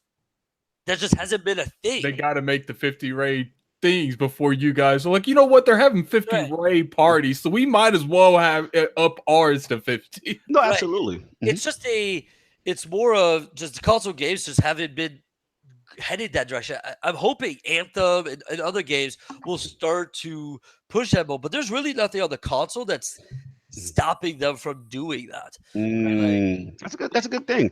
I guess to expound on Lord King's point, what about look, I think like PUBG, right? That's under control from Microsoft right now. Like, how amazing would it be like to have your own server of just the 100 of people you know what I'm saying, like a private server like that? To me would be so cool if they ever thought about implementing it. Is that more of a Bluehole thing? It 100% is, right? Like, so I have a good relationship with Bluehole, and I'm a partner, and so I'm able to create custom servers. Well, I guess now everyone can do it on PUBG. So, but I used to be able to do it, and so we would do that where we would run 100-person PUBG matches.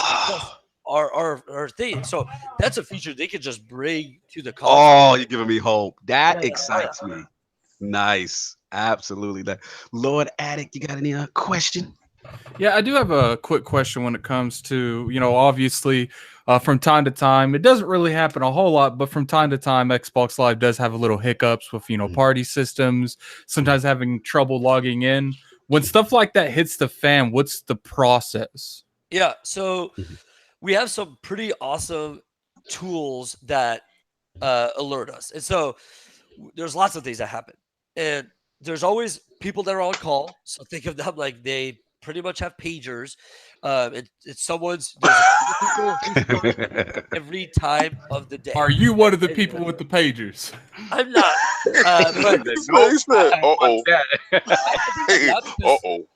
I wouldn't be able to do anything with it afterwards, right? So we need people that are experts in these stuff. So what happens is our automated stuff will kick off notifications. Hey, we're seeing some dropouts, or we're seeing some of this. Someone should look into it. The first thing those people will do is look at some of our tools, and our tools are plugged into everything. The network stack, Twitter tweets about it, see calls to our call centers, all of those things. So you'll see spikes like, hey, lots of people are calling, lots of people are tweeting, lots of people do this, something's up. And all that happens within minutes. Wow. At that point, a call is created, a bridge is created, much like this Google Hangout thing that we're doing right now. And people jump into this and like, hey, what do you think it is? What do we see? What is the data telling us? All right, let's wake some people up. Nice. And start That's my job. into some of these issues, right? And so Yeah. that's kind of the process. And then it's like, all right, well, let PR know. Let's release a tweet. We know what the issue is. We're looking into it. And then we go and address it. And then once the issue is addressed, and lots of emails internally that get escalated, and they're all formatted awesome, when it started, when it finished, what the root cause was, all the charts and graphs and all of this stuff. And then the next week, by the next Friday, a large document goes out saying, here's what the issue was, here's what was mitigated, here's what we're going to do so it never happens again. Nice. Here's the process we're going to put in place to further mitigate it, those types of things. And so it's, truthfully, services like this have issues all the time, nonstop. And some of them, I'd say 99% of the issues never are shown to a user. Like you never see it, right? Because they're just little things, but that's just any large scale, right? Like I remember reading something about Google search results fail like 1 out of like 10,000 times or something, but like they recover and they give you something. Well, there's billions of people searching, so that means thousands of them fail every day, but you don't see it because they recover. And so we do a lot of those types of things where you maybe didn't get it the right thing, or it maybe took a second longer than we'd like to us. That's a failure, but to you it's like, oh, whatever, it was whatever, it took a second, Yeah. And so there's all kinds of different failures. The highest ones, those are the ones that get lots of emails, lots of text messages go out. Those are the ones where like users can't log in, or users got knocked out of a game, or those types of things. Those get addressed. I mean, they all get addressed extremely fast, but those are the ones that a lot more people get woken up, and we got to go do that. So right now, this is the time when we do our most pre-holiday stuff. Like we want to make sure holidays also because you're ready for that rush. Like I'm gonna be playing Battlefield. I'm gonna be playing Red Dead. Like I don't want to go down either, right? So imagine from your standpoint, you're playing on Xbox and it goes down. I know what's about to happen. Dude, that's right. If you've ever done any home remodeling yourself, you see all the imperfections of everything you've done, right? Right. It's exactly the same way. Like anytime anything happens, I'm just like, gosh dang it. I exactly what it is, or it's whatever it is. It's 1,000 times more frustrating with your own thing. For sure. Absolutely, man. And that affects, like, sometimes when you see that message, sometimes like Xbox Live core services down, like, is that kind of like one of those super high priority things as far as the scale? Okay, gotcha. And it's a very complex thing. Everything from identity to sign-in to your profile to then all the networking that we do with other partners and other games, and like the times when it's truly the Xbox Live services issue is one of many, right? Like there's just so many complex things, right? So it's like, the operating system need to update, or this third-party thing that runs on this edge server that lets you run a gateway from India to this, for those gamers to have a good experience, had a problem, right? Like it's such a complex thing that you never know. Yeah, absolutely. What's going to happen, right? So many factors, so many variables. Completely understand what you're saying. Let me get up. I'll give one last example. Sure, this please is my do. favorite one of look at, and I'll go back to World of Warcraft. World of Warcraft released last Monday. The expansion after 15 years. This is the whatever 8th expansion or whatever it is. And look at that. It was the worst release they've had in a long time. There's people that couldn't play for the first 2 days. Servers kept going down, all of that. And this is Blizzard, the gods of doing this. They've been doing it for 15 years. And so it's just to show that, like, nothing against them. It's just a very complex thing. And there's, things just go sideways sometimes. No, I hear you, man. I hear you. Because like I said, it's funny to see the Twitter rhetoric sometimes. Just like, I can't believe it's down. This is supposed to be the best network. Yeah, I'm You know what supposed to be I'm playing saying? right now. Yeah, exactly. You know, and it's good to hear someone from behind the scenes, break it down for us too, so we can explain, But yeah, what's but we really get going it, on. right? Because to us it's a job, but it's what we do as well, right? So we Absolutely. get it, right? Like I just worked a 9 to 5. Mhm. I'm ready to go home. What I want to do, I want to game. And if I can't, Mhm. that's extremely frustrating, right? Like that's Mhm. like imagine it's like when you go to a movie this has only happened to me once. You're Mhm. at the movies, you're sitting there, you paid, you got your popcorn, and the Mhm. screen goes black or something. You're like, Yeah. Oh God. like, no, thank you, right? It's Yeah. the same thing. I said no, thank you. No. I'm gonna watch my Avengers no matter what, you know. Shout out to Lil Buzz, Xbox Live PS. You got to be Now. positive, man. You got to assume that black screen's part of the film. That's right. No doubt. Lord Sam, you're up, man. You got a question for Lord Dan. Yeah. Well, my question's more big picture. Like, Mhm. we know that these next consoles are coming within the next few years, Mhm. and we know there's been talk that streaming is going to be sort of an integral part of what these next generation of consoles, especially Xbox, brings to the table. So my question to you is, how does Xbox Live have to evolve to support that sort of stuff? Great question. Is that I mean, I know it must be very exciting, but it must be something that it's a huge task to undertake. So, how does Xbox Live look in 2020? Yeah, it's a good Mhm. question. I mean, I think Fortnite really exposed the stage that both us, PlayStation, everyone else have been working on in the background. Like we all know cross play, cross connection, play a Here we game go. wherever you have Mhm. with whoever you want is where we all want to get. Right. Like Yep. and so I think Fortnite just exposed it a little earlier than we had anticipated to everyone, which I think is great because it then pushes everyone in the right direction. And so Mhm. I think in 2020, there's a lot less, oh, you play on that. Oh, you don't have a Yep. PC. Right. Mhm. Reach your friends. Like I think it's more, let's game tonight. Like I have Nice. a good example of pre-Fortnite for me was Mhm. I'm on my PC and I was working. Mhm. And Phil Spencer, the head of Xbox, Who did sends me that for an you? invite for Sea of Thieves. Okay. Uh, And I accept it. I mhm. start playing Sea of Thieves on my PC and we're talking and we're on our boat and we're doing our things. Mhm. And someone in our party says, "Hey, how do you pick this up?" And Mhm. Phil said, "Well, you press Y." And right then it hit me in my head. Oh, Mm. they're on the console. Right. Mm-hmm. I hadn't even connected it.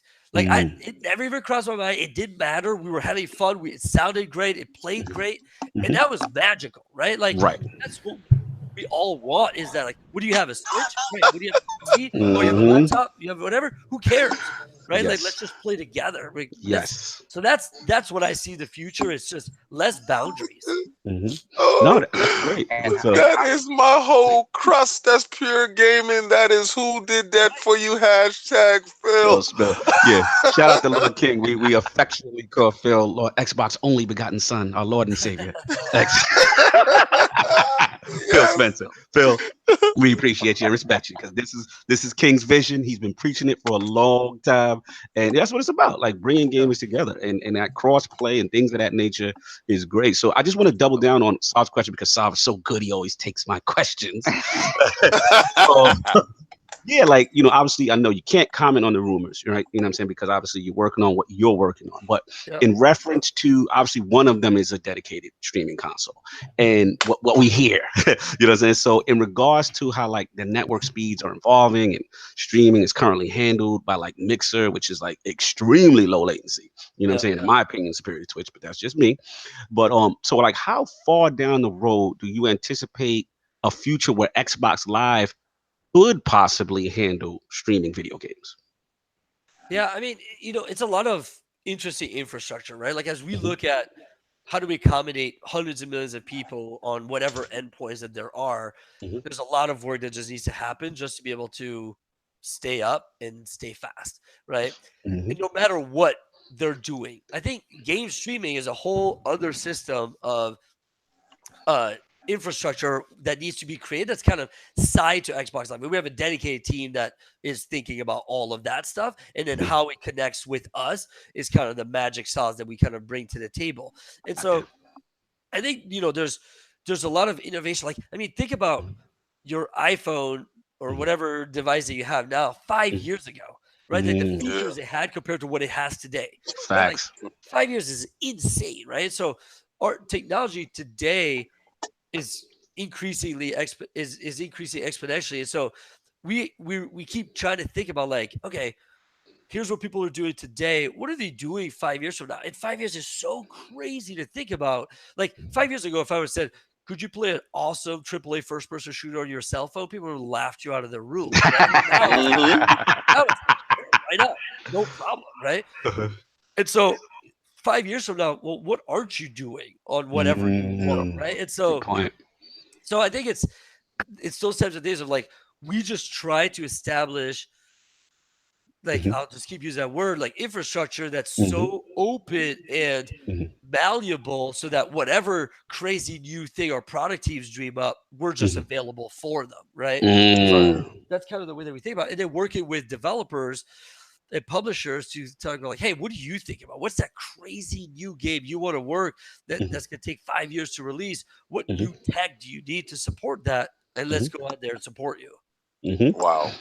Yeah, that's awesome, man. That is awesome. I got more. Come on, Lords, because if y'all let me run the show. Well, yeah, I mean, I got exactly what I wanted from the So, yeah. So go ahead.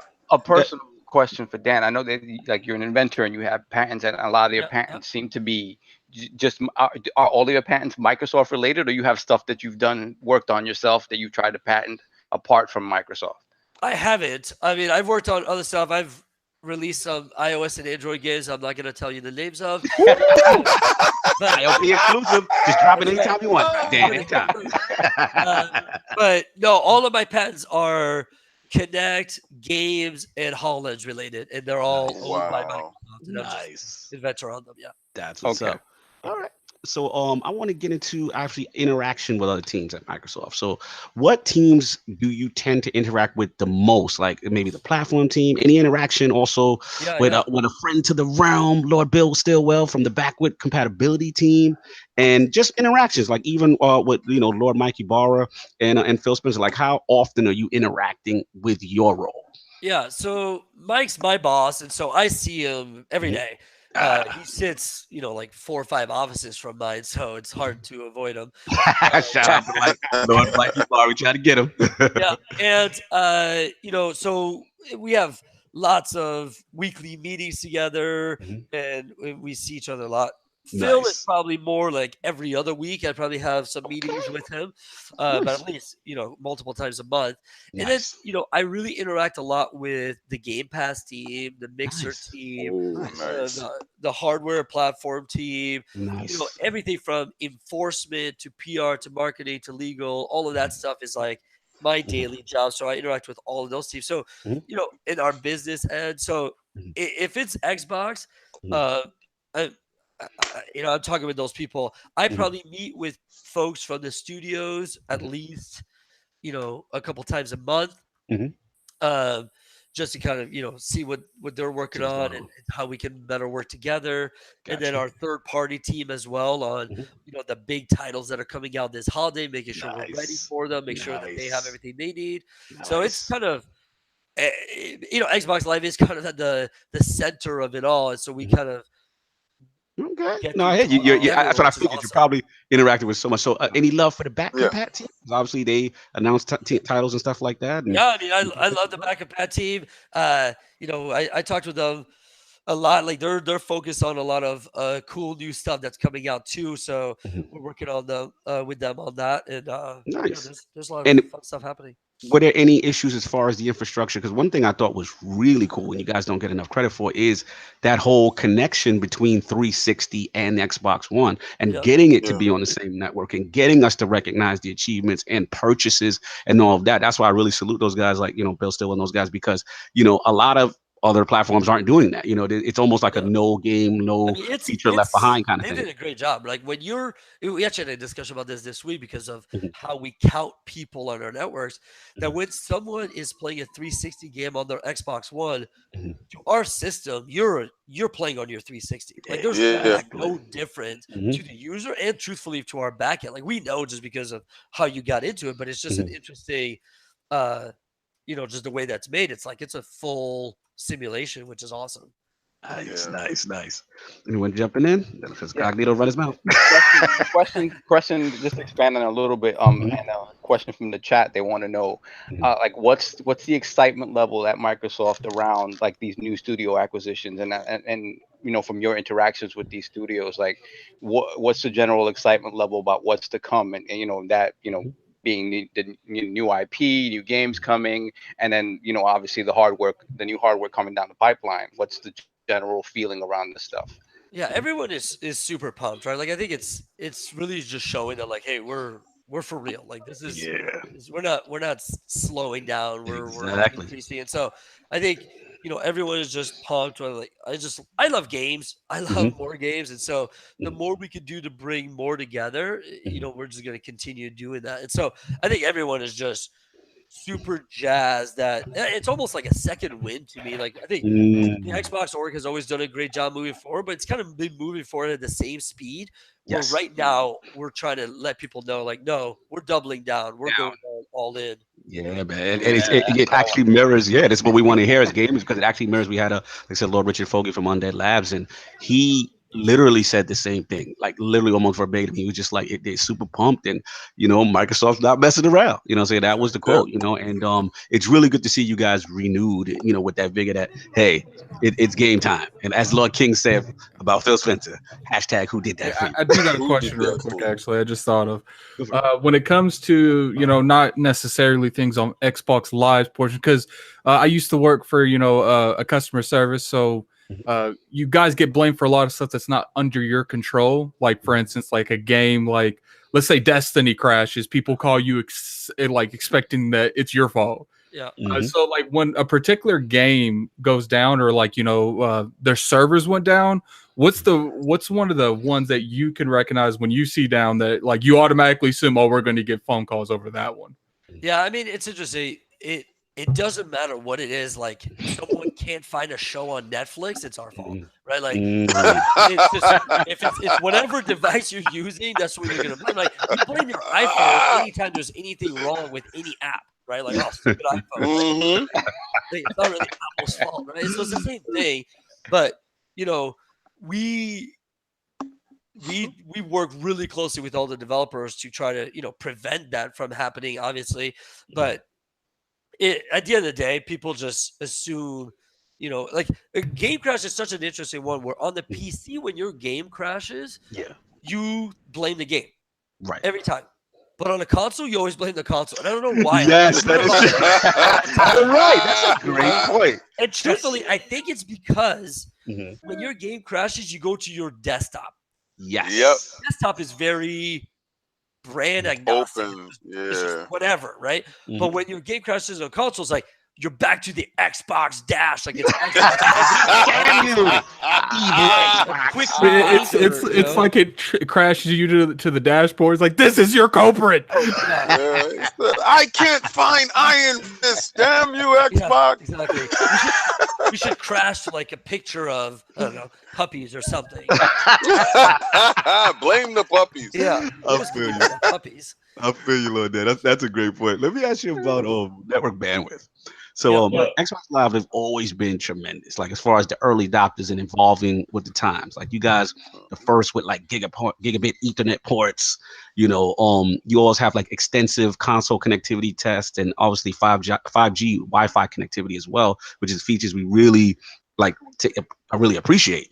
So Yep. one thing I want to know is like now with gamers having all these large downloads, 4K assets, and then even with some games that have like data caps in this area as well, in their area as well as like the net neutrality situation. Like, do you think Xbox Live may ever try to work in conjunction with ISPs to try to alleviate these issues for gamers? That's a good question. I mean, all of the big players, Mhm, uh, PlayStation, Netflix, other things, they all talk with ISPs, right? Like they, Okay, cool. there's a lot of things that get done to make sure that things are great.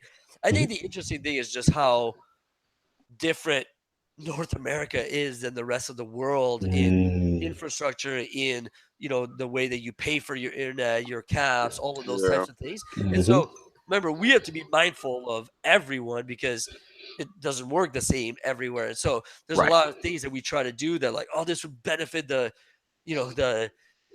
California user, but would really suck for the European user, right? So we need to find those balances as well. But I think bandwidth is something that's not as big of a deal as it used to. I think now, I guess it's still a big deal, but I think you're gonna start seeing it continue to just increase to the masses.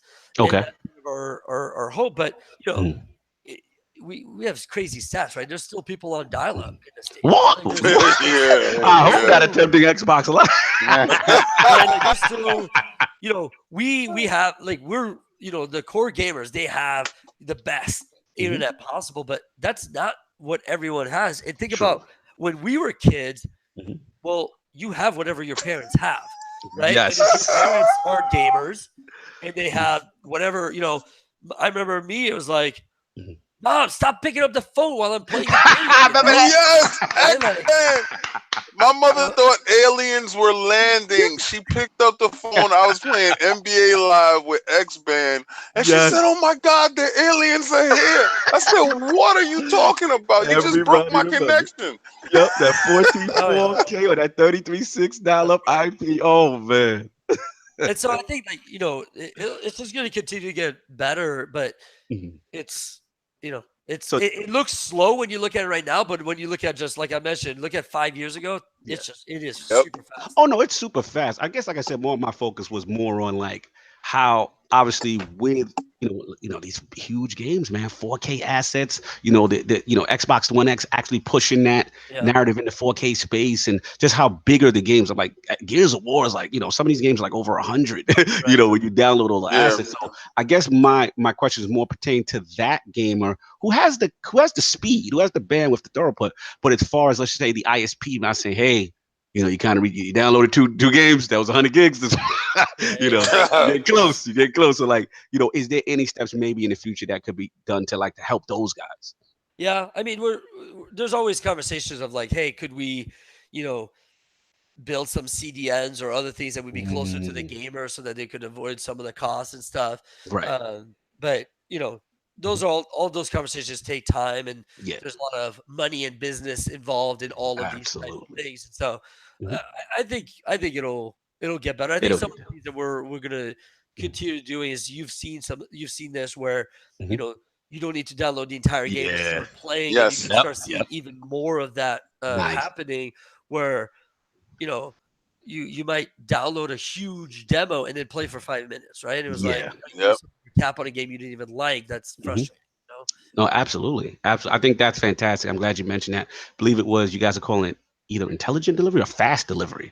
And I think it's really cool because I didn't realize, Lord Dan, like how much those different languages actually, as far as on size of the game, so that's a really cool feature that Microsoft is pushing, and I like that because it doesn't get enough credit, because that kind of really helps alleviate. If you can just get, especially, let's say you're a guy that just wants to play a multiplayer of the game or just the single player campaign, if there's any way you guys can break that up too, that would be really, really cool. And I like Microsoft kind of pushing that in that space. So very, very cool.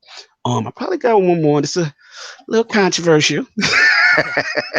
So we're gonna get into it. So obviously, the value of Xbox Live, many gamers people feel tremendous value for it, and all the services it provides, the cloud save. I know where you're going. You know where I'm going. Game Pass, Games with Gold. You guys are 12-player party chat, cross play, and play anywhere. However, one of the hottest debates the past 2 years regarding Xbox Live has been the idea of console gamers having to pay for online multiplayer. So while in contrast, obviously PC gamers do not. We all know this is a business, Lord Dan. We all know the revenue streams play a part here. But at the same time, however, do you think we will ever see a time when there's like a tiered system for Xbox Live where kind of free online multiplayer is the base, and then maybe all those additional great services are added with paid tiers? That's a good question. I think definitely we will see changes. Like Nice. Confirmed. I'm not. No, I'm not. We're not getting you in trouble on that. yeah, don't worry. The floor is live. Nobody listens to us. No. But Small podcast. the important thing is like we want to give users different choices, and there's going to be lots of different options going forward. Now, is there ever going to be just a straight up free play anything? I don't know. Like that's something we need to go and evaluate and see if it's the right thing to do. But will we offer different options for users going forward? Totally. Nice. Lord That's Sovereign is back at his Nostradamus stuff because listen, he said this, I don't know how many podcasts ago, but he said it and I listened. I said, yeah, that does make a hell of a lot of sense. So, and it even makes more sense now. So Lord Dan is the man. Absolutely. It's just from the standpoint, obviously, like I said, we have all these services and things like that. I know, Xbox is real big on engagement, especially with things like Game Pass, and people were kind of laughing like, oh, if it's in Game Pass, how is it going to sell because Microsoft's and then we're looking at these NPD numbers, right? And we're seeing games like Sea of Thieves, we're seeing games like State of Decay win NPD once they're in that service. So I guess the question kind of came from a combination of maybe the merging of Game Pass into the Xbox Live tier system, as well as a base system of, maybe people just maybe they don't have the party chat aspect or whatever, but they have, being able to play multiplayer. So it's just food for thought, not trying to get anyone in trouble. You know what I'm saying? But we definitely respect that there could be changes on the way according to Lord Dan. So that is refreshing and hopeful.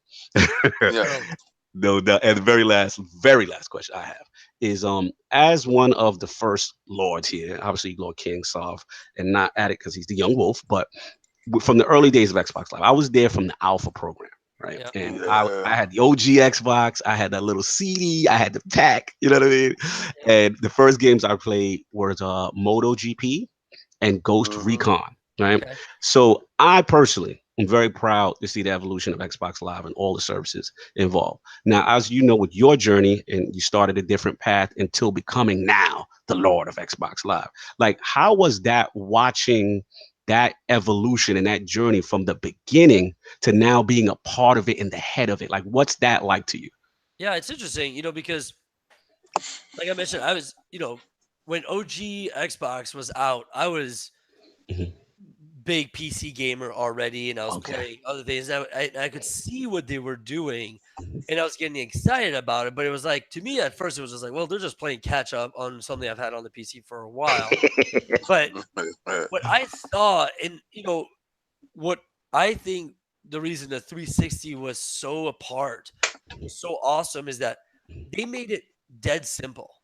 Right? We're like, yes, sure, I had all that on the PC, but I was editing config files. I was setting up my microphone and my drivers, all this crazy stuff. And the 360 made it like dead stupid simple for us to play games together. And I think that was the awesome thing to watch. And then, as they brought in features that now every service has, your phone has all these things, everything has achievements and gamer tags and pictures and all of these. You hear that, Nintendo? But those aren't things that that were available back then. I think that was some of the awesome stuff that I was able to see and benefit from. And so now it's awesome to be a part of it after having been able to be from benefiting from it for so long. Absolutely. And I'm glad you said that, Lord Dan, because, a lot of, sometimes a lot of the PC community kind of gives the console community some flack, and I'm glad you said it from the standpoint because you come from both and you kind of engage in both, and you've got a tremendous history in PC gaming. So it's just like people don't understand, like, hey, why don't you just get the most powerfulest thing? And some people have to understand, like what you just said, as far as, they don't want to edit config files. They don't want to mess with drivers. I'm not saying everything involved with PC is that difficult. Sure. But at the same time, sometimes as a gamer, the majority of people just want to come home, turn on a box and it just works, and you just log in, and the whole process is simplified. So I'm glad you actually said that, because that is a huge argument for why people still remain on console, and why a lot of things that are happening in the console space, that it doesn't seem like it's going away. So that meant a lot. So I'm glad you actually said that. That's really cool. So that's all I got on the question front.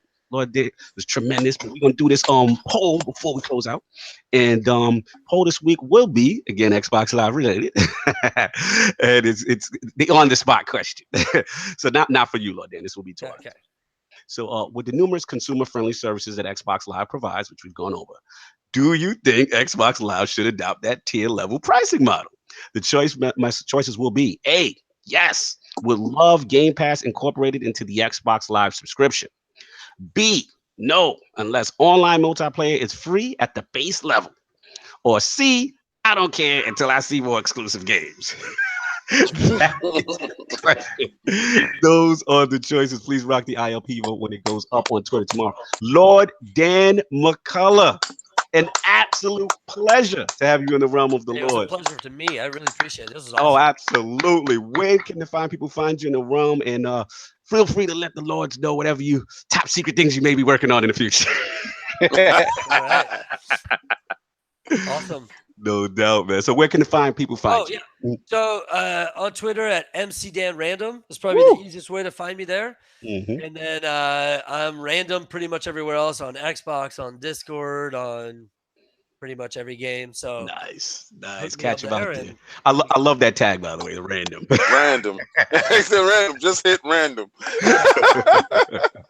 Absolute pleasure, man. We really appreciate what you guys are doing. We cannot speak enough of actually the infrastructure of Xbox Live. And like I said, it's been going on for so long. And you guys are the pioneers of this. Let's just keep it 100. Like, you guys really pushed this thing forward and got a lot of the rest of the console market to follow suit.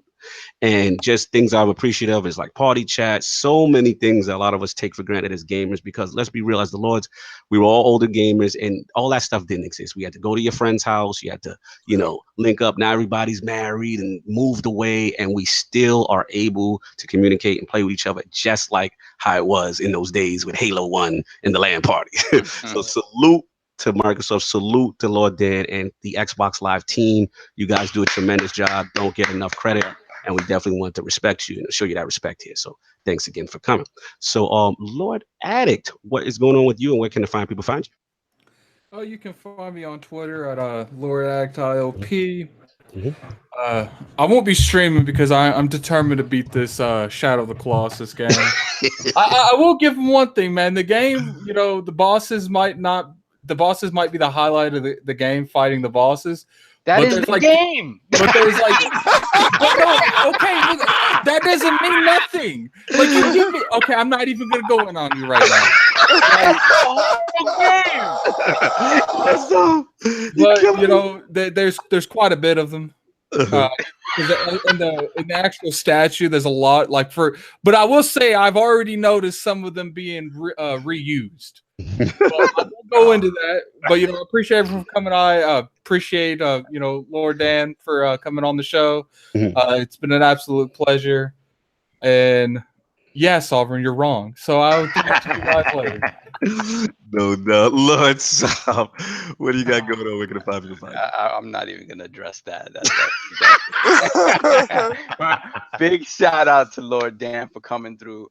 Xbox Live, more than it's integral to the Xbox identity more than any other service is to PlayStation or Nintendo. Thanks. Xbox Live is the backbone of Xbox. And it's very exciting to see somebody with Dan's trajectory, his expertise at the helm of that, and his desire for constantly creating and pushing tech forward. Yes. I'm really excited for what Xbox Live is doing now and in the future. I have no doubt that whatever you guys aspire to do in terms of streaming, in terms of whatever it is, services, it's going to be fantastic. So absolutely, I'm really glad it's someone like you is at the helm of that. Awesome. Absolutely. Yes, can't double down on that statement. Lord King, what you have going on? Where can the fine people find you? Well, first, I would like to address Lord Dan. tremendous guy. When I met him in person, humble, energetic, and enthusiastic about what's coming forward and what's next. My only regret is I didn't have a T-shirt for you right there. I just knew Mike Barrow was going to be there. And I was like, I definitely You had to get Kanye'd him. him. You Kanye'd him. Mike Barr Kanye'd him. Yeah. You know, it seems like that's the theme right now. Kanye's out here. Yeah, debuted Fraud Alert. We're gonna keep that popping. Fraud Alert will definitely be on. We had fights last night. Nothing noteworthy. Like I said, I will not be getting into stuff that is not noteworthy, but we did have a mention of Deontay Wilder versus Tyson Fury, and that will be something that I will go over and we'll cover. Like I said, you can find me on Twitter, Facebook, Instagram. If you have not subscribed to our Instagram, please do now. Yes. It's some stuff that went up the past couple of days. That I don't know. It's like this weird competition Lord Cognito and I have, and I don't know if Lord Attic is in it, or I don't know who's posting pictures. All right, we all have access to this account, so I don't ever know who's posting what.